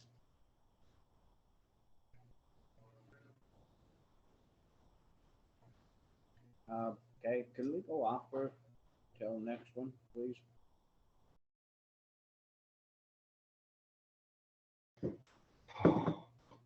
Okay, the sheriff is here. Scott, I read your whole letter. Okay. Yeah, I don't have much to report other than what's in the budget, $2,200. That's what I'm supposed to do per our bylaws, and the statute is have a meeting with you guys, give you a budget report. We don't have much money.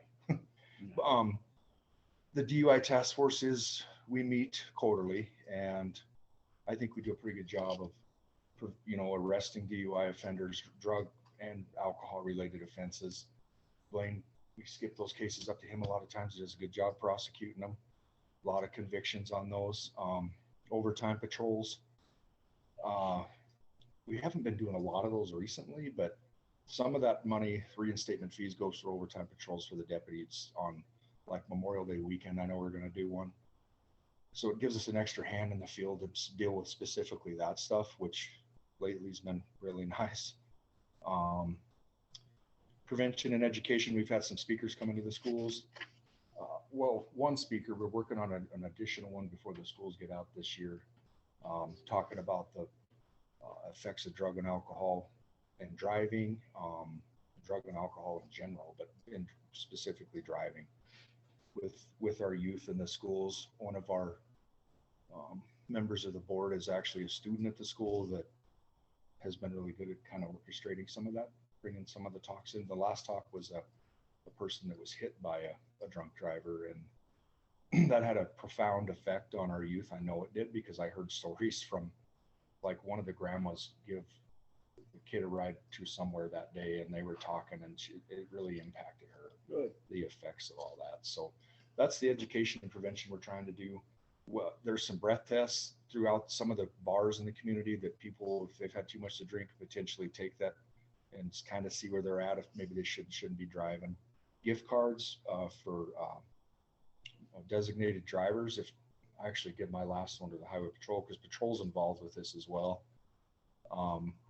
If we come across somebody that's being a designated driver, we give them a gift card to like one, the Mexican restaurant downtown or something like that. That seems to go over pretty good too. So yeah, they're actively doing a lot of stuff. So Is there any public comment for Scott on this, Sheriff Dunkerson? I have one thing more to say on money. There's a business locally that has been doing catered licenses through the state.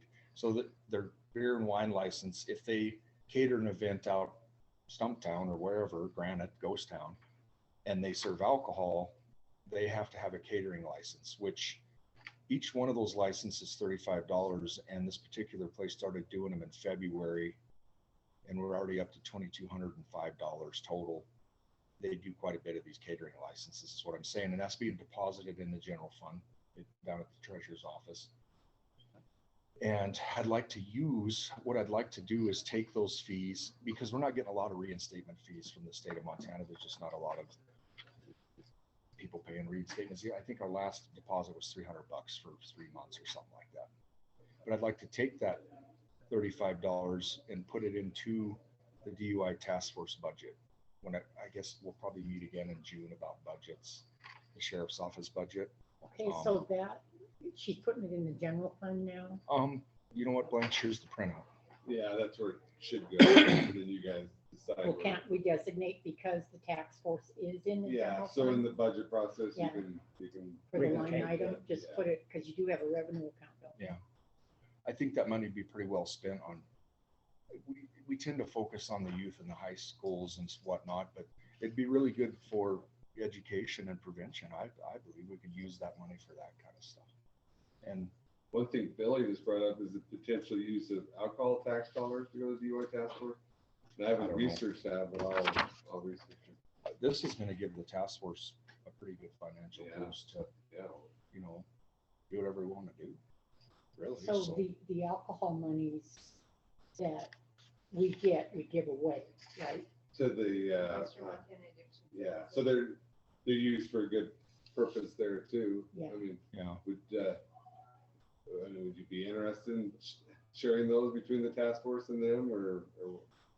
sharing this money? No, the No. alcohol tax, I don't know If you that we could. really need it if we're gonna be getting, if these kind of permits continue for a full year, we'll have, the task force will have ample money in their budget, I believe. Yeah, good point. Yeah. And if, So what you're saying on that is you actually get it, but it's, sorry, Oh, that I was just me. sent it to voicemail. The funds, go into the county journal, but then the commission can decide where they designate where it goes, and DUI task force would be best place for us. So you wanna make sure when you do it, put it on there so we see it. I'm gonna, Okay. so you just to give you a utilize, little bit of heads up, I'm going to, I'm Do you- gonna ask this money go into the DUI task do you force. utilize that money now, or is it just in? the I general haven't been, no. It's only, Okay. it's been deposited since February and I haven't used any of Okay. it, no. It should be, Yeah. it should be Yeah. budgeted. And that's an easy fix. Yeah. Well, that's what I wanted Line, to yeah. kind of bring to your attention Yeah. and, Oh, good job. yeah, well, and it's not, it's one particular business that does a lot of them. I think I've maybe done one other in my career that I can recall. Somebody downtown did a catering license or something, I don't know, but, sorry. I'm blowing up. Is that a duck? That's my text message alert. Anyhow, that's where the DUI task force is at, and, Good job. we may have a member coming up. We'll discuss that at our next meeting. We have to replace and stuff, but we'll discuss that at the next meeting. So, Good job. thanks. You guys are So That's all I work got. on that. Put that with your budget stuff, I will. and then you can tell Sarah that, hey, this money, And I should make another one. and then she can tell, And I'll let Vicky, Vicky and yeah. Sarah and, yeah. And if we can just use it. So that's what we're gonna use it Yeah. for.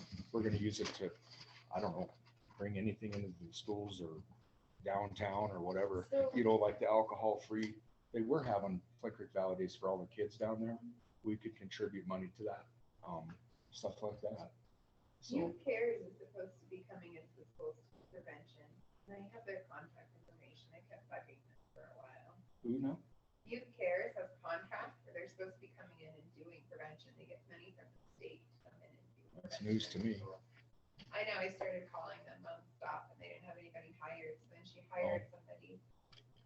But Yeah. I don't know. I got her Well, their contacts. for one schools. concern I have with our youth is the legalization of marijuana is it, I know that what the cartels are doing is they're putting stuff, meth and fentanyl in marijuana because they know the legalization of it, in my humble opinion, is gonna cut into their profits. So they're putting meth and heroin and whatever else they can into marijuana to make this stuff more addictive and get them strung out on that. It's gospel because I knew a chief of police in Colorado for 32 years, and after legalization, he said that meth and marijuana, or meth and heroin, became so much more prevalent after that. And I want our youth to know and people to know that, you know, if you're buying this stuff back door of a bar somewhere, yeah, there may be something in it you don't want. And that's one thing I talked about at our last meeting, is potentially bringing a speaker in to talk about the effects of that and whatnot. That's gospel. That is going to happen in Montana. I guarantee you. You look back 5 years from now and you're going to see how easy it is for people to get all of it. Yep. So all we can do at this point after legalization is educate them, I hope. So, Yeah. anyway, Alrighty. Yeah. Good job and thank you. Yep. For the update. Thanks. yep, you're welcome. Careful guys have a out good there. day. Be careful out there. We will. Hey, Scott, quick thing, this is kind of off the subject, if, they can, that, search and rescue thing there, I see a couple tires way low, do you want, if the county gets time, they might well come over that air compressor and air that up. I want to, I haven't messed with it, but I want to move that ambulance and that trailer down to the fire department where the ambulance shed is. Okay, I just thought that I see there's a couple low tires, I didn't want to go out. Right, yeah. It's just none of my, That thing hasn't started for, I don't know. Well, if they get a dead minute or, downtime a little bit, we can talk to Paul. If you guys, Blanche, are you okay with that? If they, Steve could come up and look at it just to make sure if it's, cause we're gonna start getting busier time of year again. I know we're not on this topic right now, but the ambulance made me think of it. I was on a call here a couple weeks ago, and the first time in my career, I've had surgeons and doctors and nurses and everything show up on crash scenes, but the first time in my career, we had somebody that was hurt really bad, and I had a paramedic there with all of his tools. And I got to tell you, that was a blessing. Eagle doesn't always have paramedics on their service, but when they do have one that runs, it's pretty cool. So. Anyway. Okay, well, thank you, and Thanks. I'll mention that to Paul, and he'll get with you, okay? Yeah, All right. that'd be good. Thanks. I'd like to get it all moved just down there, because we're not using that search and rescue wagon anyhow, so. All right, well, thanks. I guess there's Sorry potential about that. we could, but. Okay, well, we're gonna move on. Guys It's have a good day. 11 o'clock. You too. I met that lady that just brought that in here the other night, and I said, well, you can come in at public comment. I'll just come in and observe. Anyway, so we'll go on to the ongoing negotiations, Blaine, with Flint Creek LLC and Judge McLean. So, again, Okay. haven't heard anything from Flint Creek Hydro, but I was given the referral for the expert witness and a referral of a referral, and have 2 calls in and haven't heard back. So I'm kind of back to square one. I think I'll go back to the first one who referred me to someone and see if there's any other options. Okay. Well, that's all we can do Yeah, on still that. trying. It's just, seems like it's just, it's not like we're not trying. So is there any public comment on that?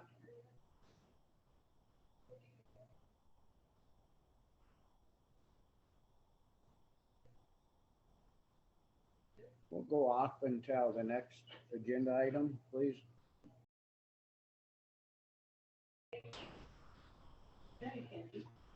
Okay, we're back on for the Montana DMV request for office space. And could you tell us your name and stuff, please? Terry Davis.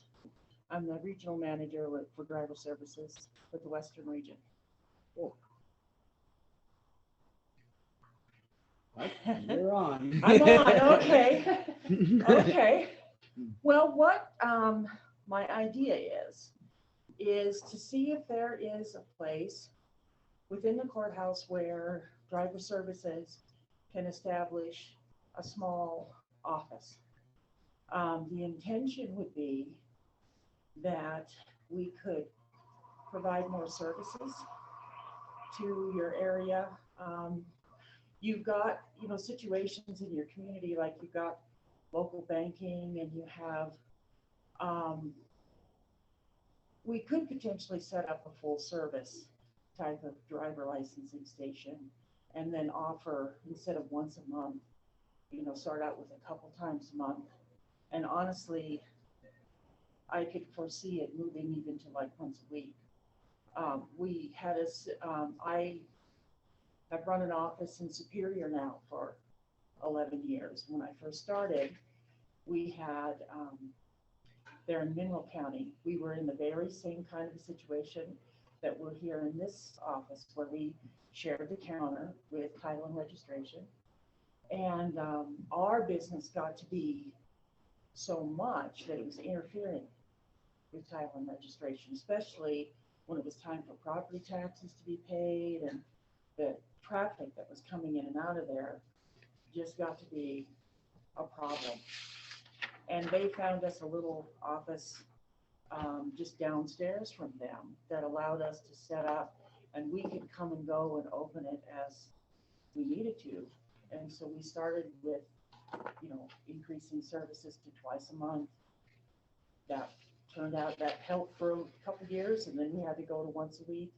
And I just had to increase it again to twice a week because they've grown so much in that area.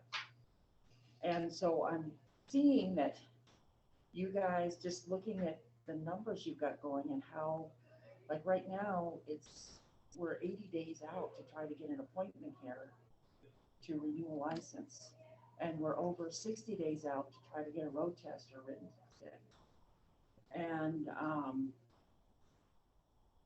I think that demand is just going to do nothing but grow, because we've got certain areas in Montana that are really growing. I don't think you're gonna catch up.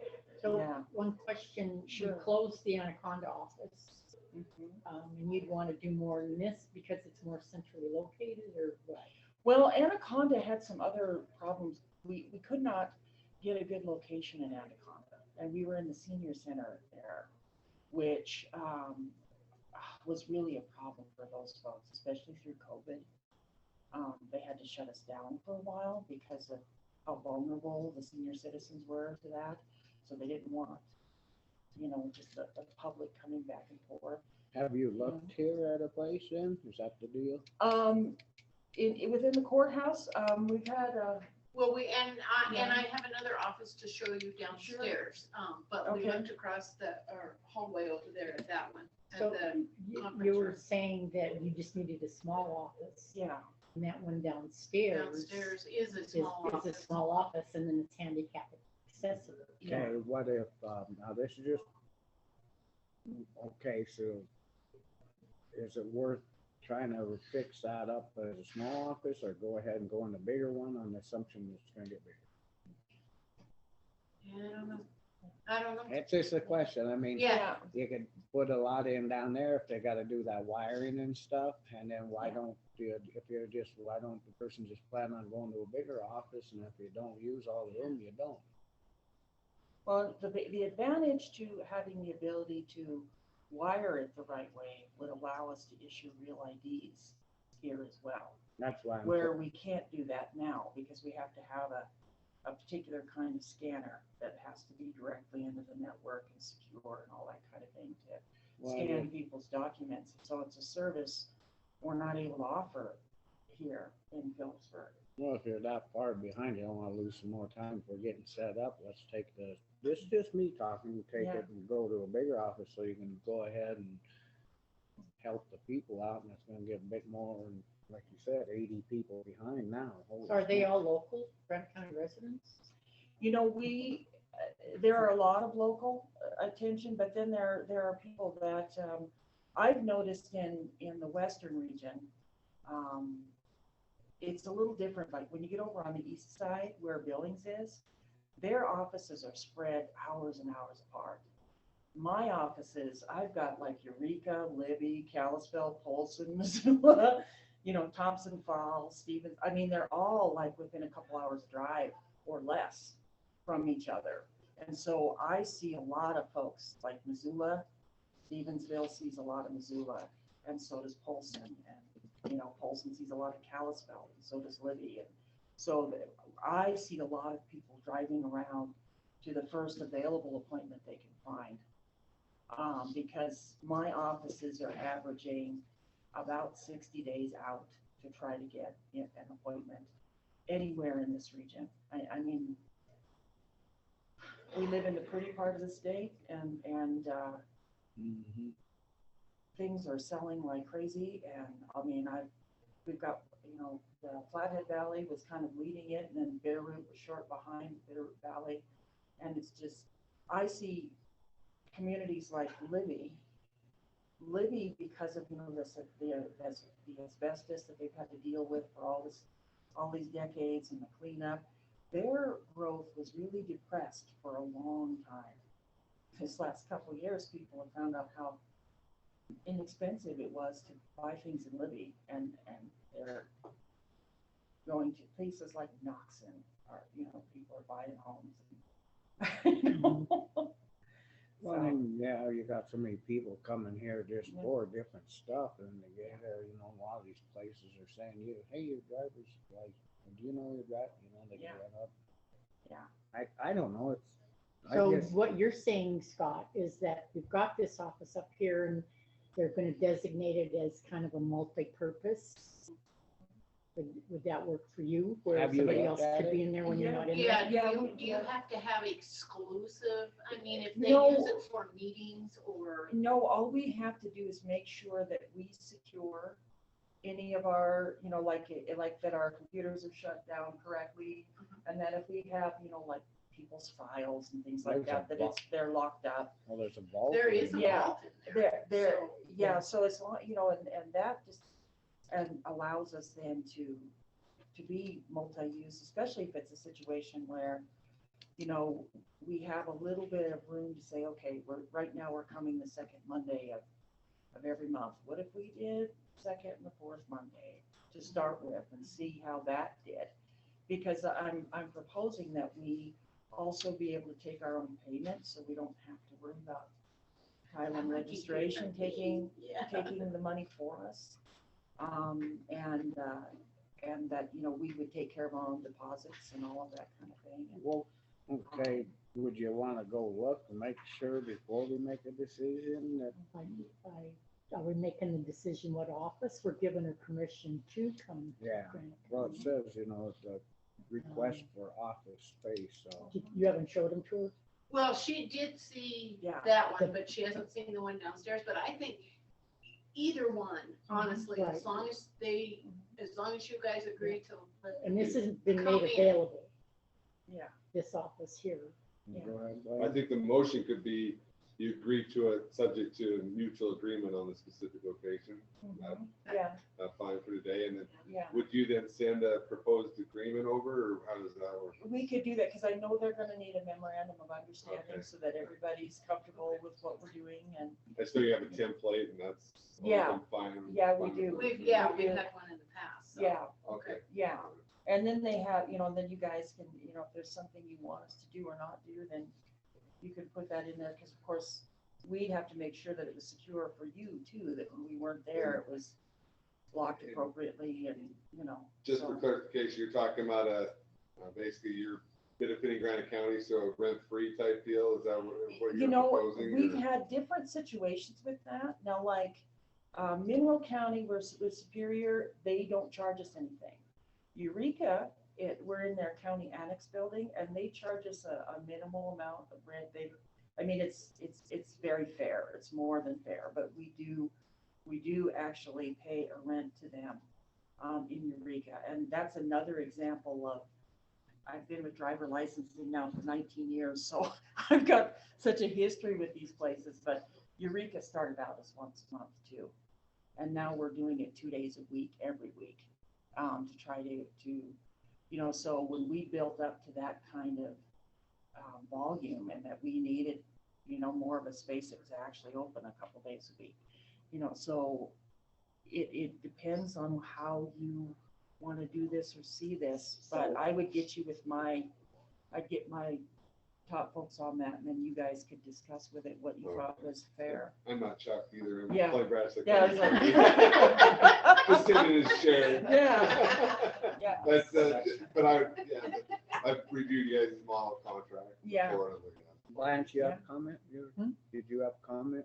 Well, I was just thinking that, because it's multi-purpose, kinda, and then give them the vault, but if there would be just something, some kind of contract with a monetary dollar a year or whatever, does it have to be something, or can you just give it to them? You know, the consideration of being their benefit to Granite County is sufficient, so you wouldn't need the dollar. But what you wanted, what on that point, what you want is what you mutually agree. And if on. there has Yeah. to be, the only thing I can think about is like the wiring.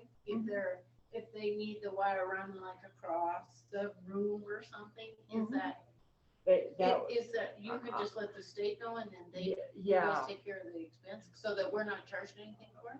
I am positive they take care of the gateway. Okay. Yeah, and if I'm wrong, they will smack me, but I'm, Okay, that's what I thought. Yeah. So, just and then I- there, that was the Department of Revenue and it was wired for state stuff too. Is that completely? that definitely helps. That makes Yeah, a big it does help, difference. yeah. Because if that's the place you'd like us to be, then they'd want me to get I just think it's a better good there. picture of the, Well, I was That's the only reason I gonna brought kind of it maybe up. take you over there and then to actually take you downstairs and have you look at that one too. okay. Okay, Is that well, we'll just, okay? I'll entertain a motion that we go ahead on the mutual. Okay. Okay, I make, Agreed upon, based upon mutual agreement on location. okay. So a motion, scratch your throat, to DMV requesting office space on, Oh, excuse me. say yes. That was I like me. hear that. Rock and roll. I second it. Is there any public comment on this? Being none, all in favor? Aye.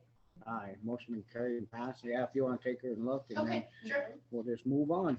Okay. Okay. Thank you. guys. Thanks And for then, that. so should I have, with the memorandum of understanding, is there anybody in particular that we could get to? Well, I said was that- send it to me or Really? Okay. Yeah. and then All you right. You have can to get their agenda emails items and next stuff. week. Okay, okay. Alrighty. You need her. I'm gonna, I remembered to bring my cards this time. I don't have your card. But yeah, okay. Like Okay. Billy's email address? Or do you have it? I'll give you, you guys have that also. Okay, thank All right. Thank you. You're Appreciate welcome. you coming in. Yes, Thank you very much. thank you. Have a good day. You as well.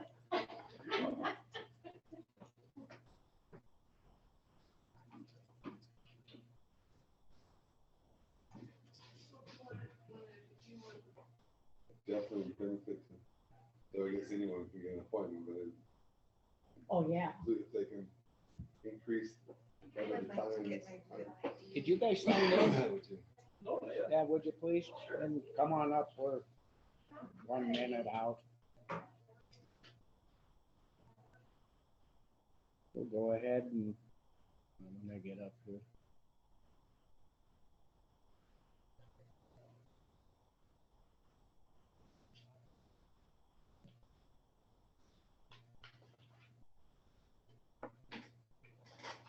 Your ring phone was the highlight of my day. Oh, wait, yeah. Yeah. How's it Hi, going? how are ya? I'm well, thank you. Okay, we're going into, it's 11:30 now. Oh, It's JB Ray with Blackfoot and he, who's with you? Mary Warden? Mary Hi. Warden's with him from Blackfoot, right? Yes. Okay, and a discussion fiber optic projects and request a letter of support. Discussion decision. Go ahead. Okay, thanks you guys for seeing us today. Mayor Rich was gonna try and pop in too, but didn't see him back there, but, so a while back, we came and talked with you guys about our fiber project up at Georgetown Lake, you know, from Anaconda into there. Since then, we have been working feverishly to also do a fiber project for, Phillipsburg. And Drummond, actually, we're looking at also. So as a cooperative, Blackfoot, you know, owned by the people, you know, our board kind of directs what we do, and they wanted to bring fiber optic, you know, high-speed data to all of our customers, all of our member owners. So that has been our directive, and today we're working up in Thompson Falls, wrapping that project up. We've finished up in St. Ignatius. We're getting ready to start in Plains this year. We also are getting ready to start our Anaconda Georgetown project this year. But with the funding that's come down from the government,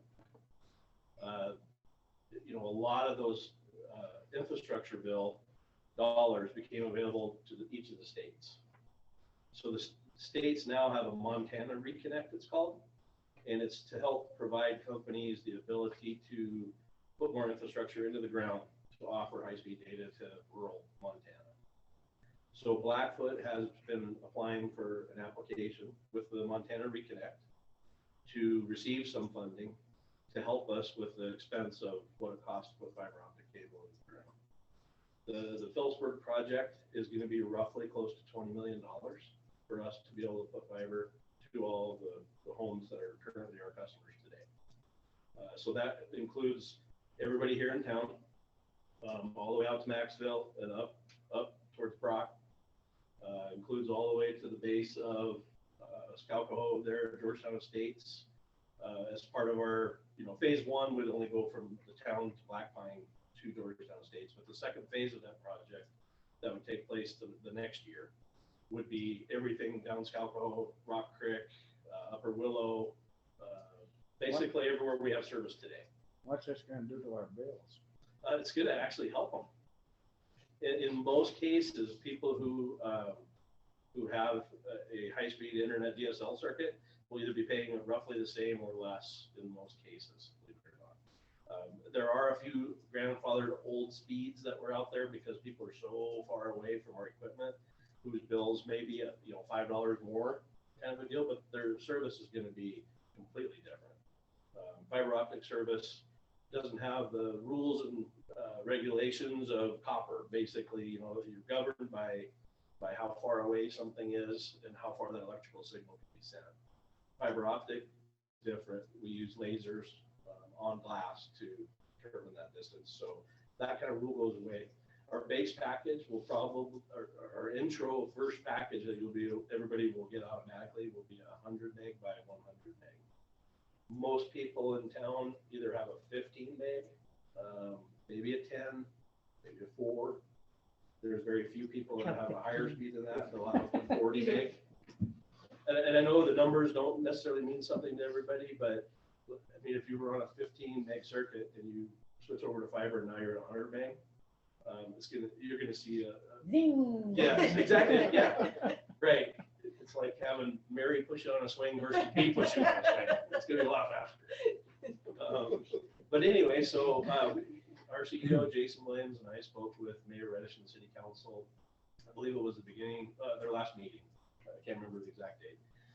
Anyway, they have been made aware of these funds also and wanted to make sure that they were working with us to help secure some of this funding so that we can improve the infrastructure here in town. So they have signed a letter. They are making a resolution as City Council to help support Blackfoot.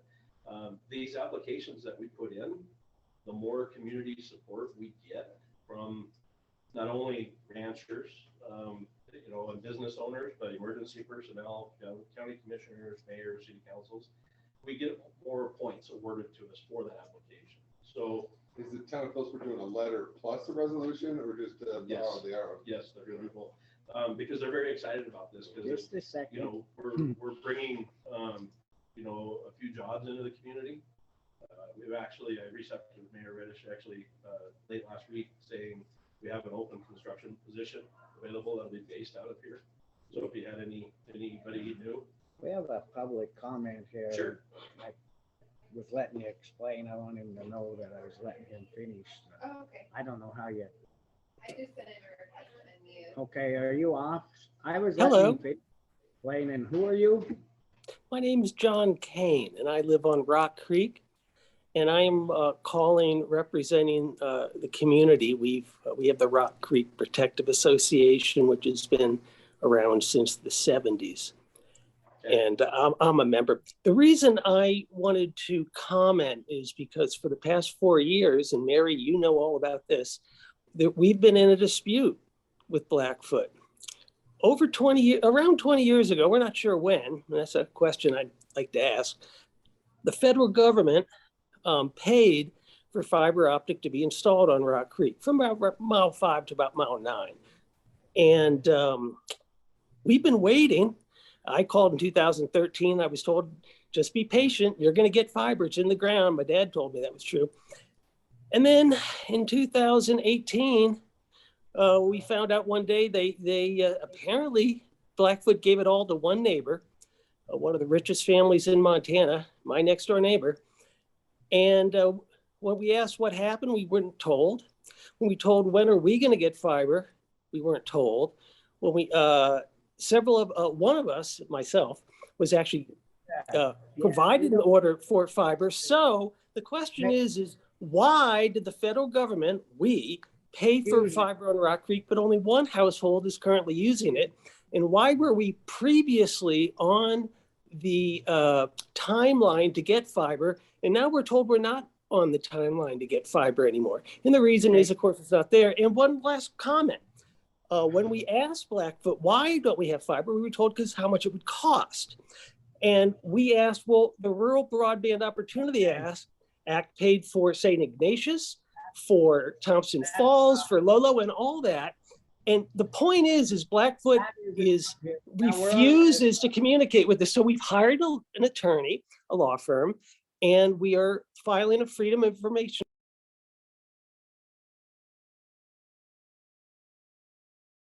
So I can't speak to this 100% because I'm not up to date on it, but I do know that where those people live actually feed out of our Clinton exchange, not out of our Phillipsburg exchange. So there was a project at one time to put fiber up to that area. We actually had it engineered, we have it all designed. We made a request and reached out to community members in that area to see who was going to take a higher speed, and there was no interest. There's not enough interest to even warrant doing it. Now, that being said, I have heard of this conversation a few different times. Just a second, he's screaming on there, just. Yeah, he's, He's- wait, do you want me to? Well, I don't know, I'd let him give. Yeah. Yeah, Go ahead. so I don't know 100% of the details, and I could certainly talk with our CEO about it. But I do know that. He's not listening at all. Oh, You want to listen to what he's trying to say? You need to unmute him just for a second. Now, can you hear me?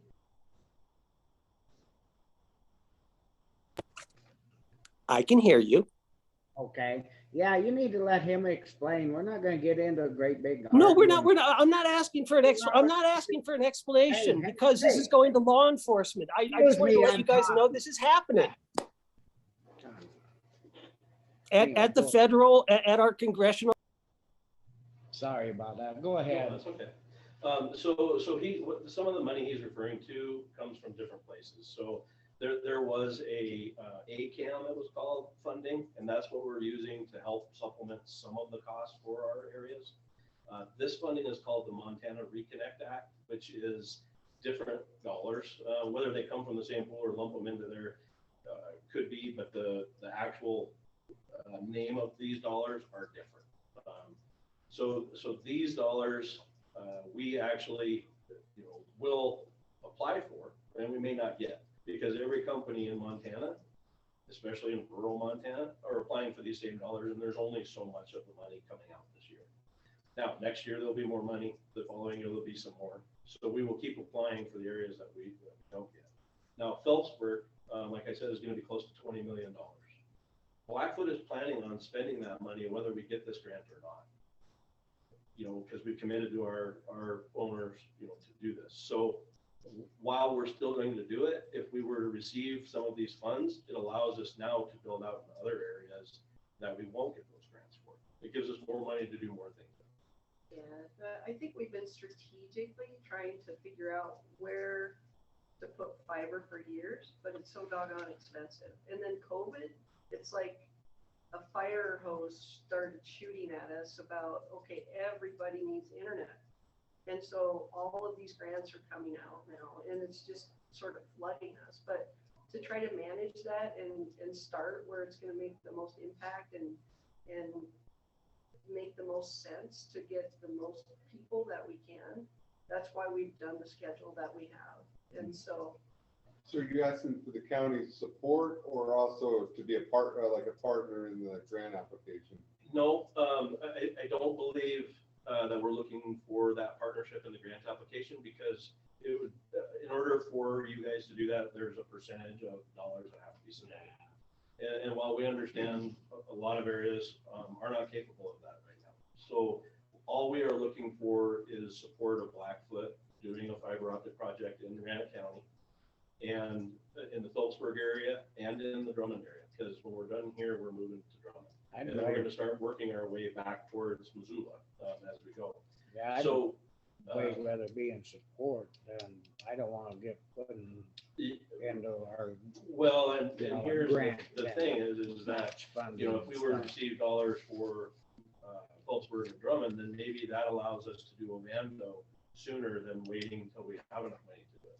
You know, because Blackfoot is funding this, you know, it's a very large draw on us, you know, to be able to afford to spend $20 million at every exchange we go to. So. Okay, now what's it? All right. As far as for that customer, I would be happy to have a conversation with him. Okay, he's coming back. Yeah, that needs to be, I think, between themselves, an open meeting. Okay, we're back. Are we on? Yeah. Just a second, just relax. It's okay. Okay, here we go again. Comment? Yes, this is a question for JB or Mary. What year did Blackfoot accept federal money to put in the Rock Creek fiber optic, and from what agency? Because again, our senator told us this is a law enforcement issue now, and so we we have been in contact with Jason, who said it's case closed and he will not entertain any more of our questions anymore. So per our so what year was it put in? Hey, can you hear me? Can you hear me? What? I think I can. Well, I'm saying this is not on the subject. That's not on the subject we're talking about, sir. You can deal with that. Then I request can the Rock Creek community come in and present to the Granite County Commissioners so that it can be on the agenda? We've been working on this, so we answer you. Sir, just so you're aware, the area in which Rock Creek that you're referring to is not fed out of this exchange. It is fed out of the Clinton exchange. And so while I understand your concerns and what you're. No, I just want to talk, we the Rock Creek community would love, I'm asking if we can come and present to the Granite County Commissioners what has been going on for 4 years and why our senators, for instance, are saying, well, you need to, you know, it's more of a law enforcement issue. I mean that, you know, so we'd love to come in as a community and make our presentation, and if that's okay with the Granite County Commissioners. Who are you speaking for? The Rock Creek Protective Association has been around since 1976, and the Rock Creek Protective Association is you know, we are. Are you the president? I have been in contact with the president. We're meeting about this. Are you an officer? I was a board member that brought this to the RCPA, and it is now an ongoing issue of importance to the Rock. President, talk to us, please. No, I'm asking the RCPA, the Rock Creek Protective Association, would like to come in and talk to you. Yes, we bring board members. Just get on our agenda and you can come in and talk to us about this. But right now we're into the deal with that discussion. We just wanted to let you know the way Blackfoot has been treating some of the customers. That's all. You know, it's been going on for 4 years, and like I said, Blackfoot can't resolve it. Thank you. I will say, I know that this has been talked with our CEO and with several people at Blackfoot.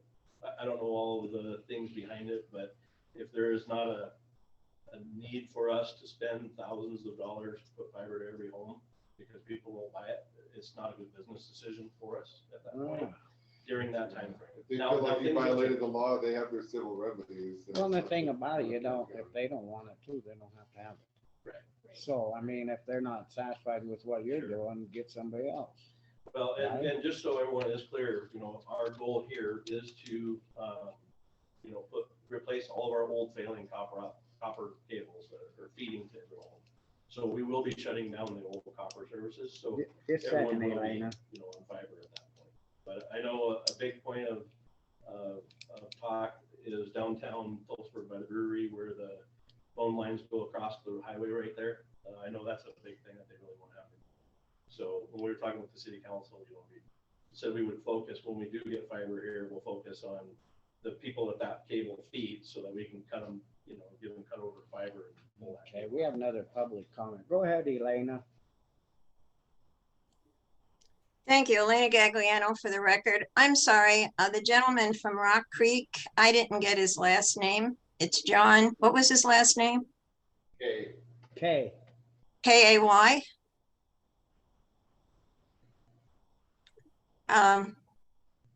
Verification, his last name, spelling, please?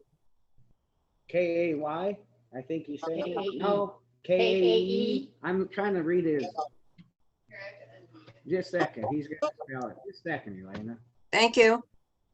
Go ahead. It's Kane, K-A-N-E. K-A-A. K-A-N-E. We live on Rock Creek Road, 667. Second, we're just trying to get your last name spelled right. So it's for the record. Thank you.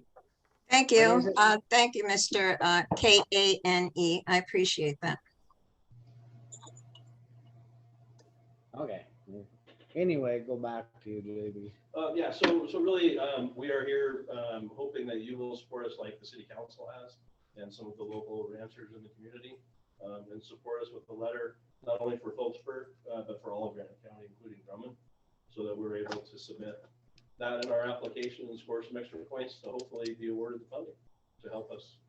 One quick question that said remove the one line that goes under, then what would be where would it go? Where would it go? No, actually what they were wanting is they don't like that copper cable that runs across the top of the street. Oh. The aerial cables, because they're, you know, it's just, you're trying to make it look nicer. So that's really all, you know, we would be doing. Cleaning it up. Okay, I'd like to make a comment if I may. This letter of support pertains to future endeavors, not past endeavors. With what's happened with this gentleman here, I mean, we going forward, you're requesting a letter of support from us, which I feel, yes, we could give you a letter. And that person is actually out of this boundary. It is not supported by our Phillipsburg exchange. That person feeds out of our Clinton exchange, so has no bearing on whether the line is Granite County or not. It feeds from a different direction, Okay. and so it would apply to our Clinton. So does he need to call Blackfoot, or who does he need to call? Yes, and if he wants to reach out to me, I am happy to give him my information so he can reach out to me. I can certainly. We've had several conversations with, he knows who to contact at Blackfoot. No. He's waving again. Go ahead.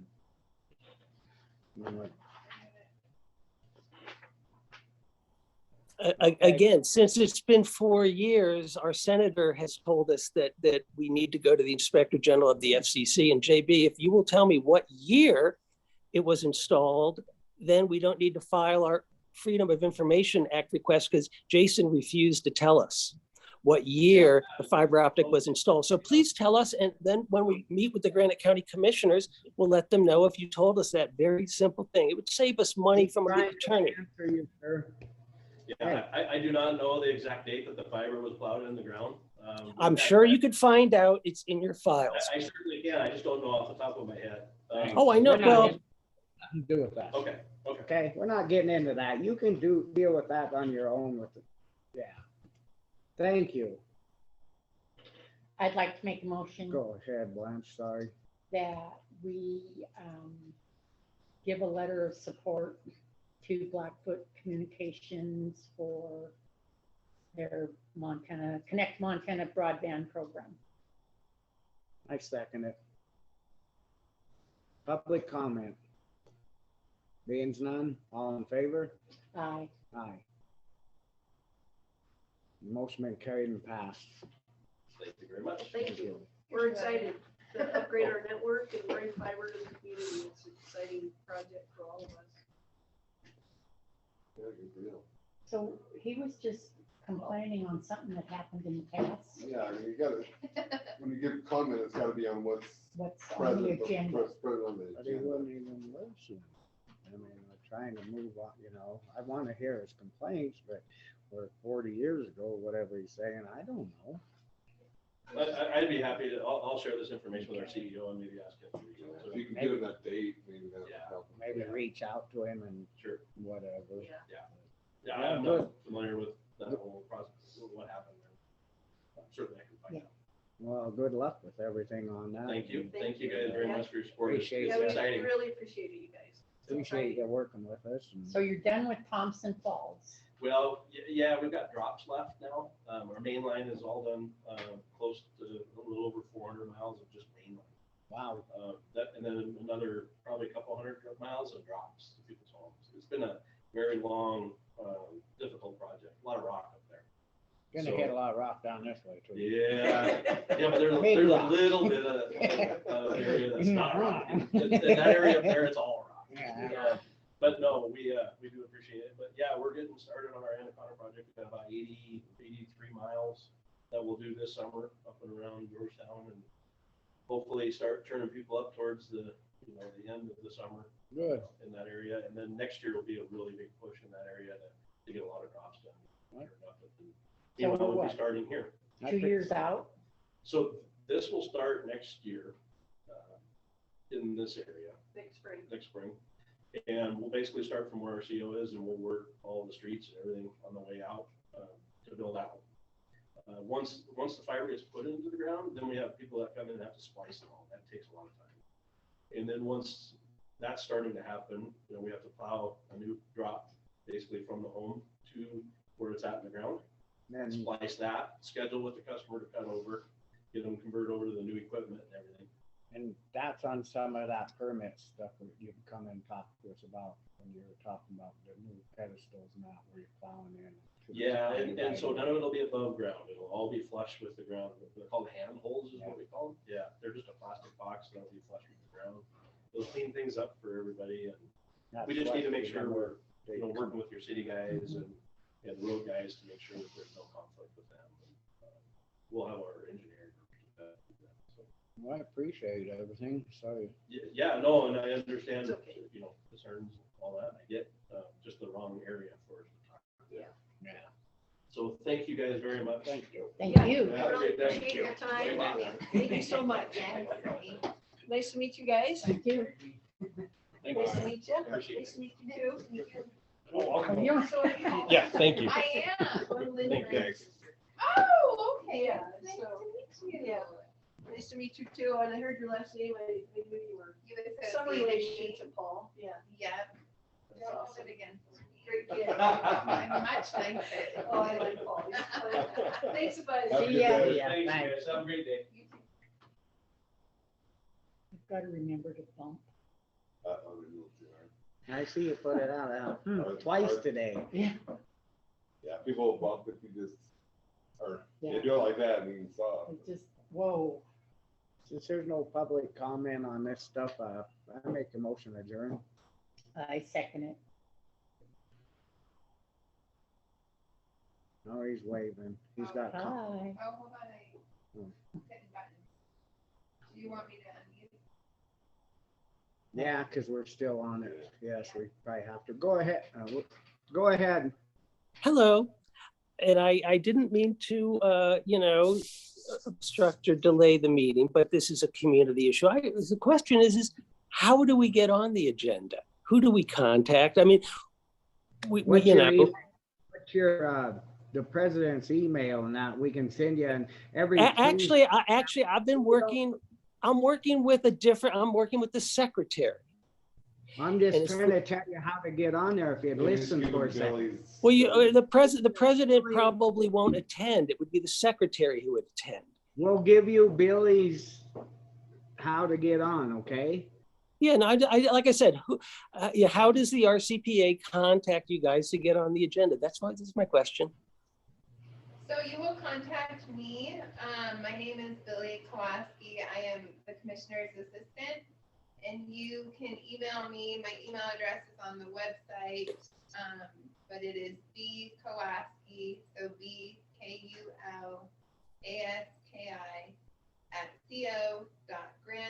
BKULASKI@co.granite.nt.us. And I just need to be notified the Wednesday prior to the date you would like to be on before 5 p.m. Yeah, I'll talk to the board and find out what they would like to do. I appreciate it. And you must have replaced Mike Cahoe. Correct. Oh, Mike was my friend for years. We go back to the 80s. He was a family friend. That was so sad. Well, I'll look on your website and get your contact information. Again, I apologize if I was upset. We as a community are upset, and we'd like to talk to you and so you fully understand what happened over the past 4 years with Blackfoot. And why does one household, one of the richest households in Montana, have an entire community's fiber optic network? Kind of strange, huh?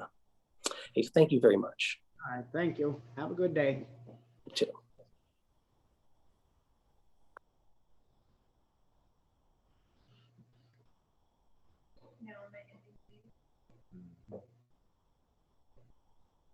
Your journey. Yep, I make the motion to adjourn. It's 11:57.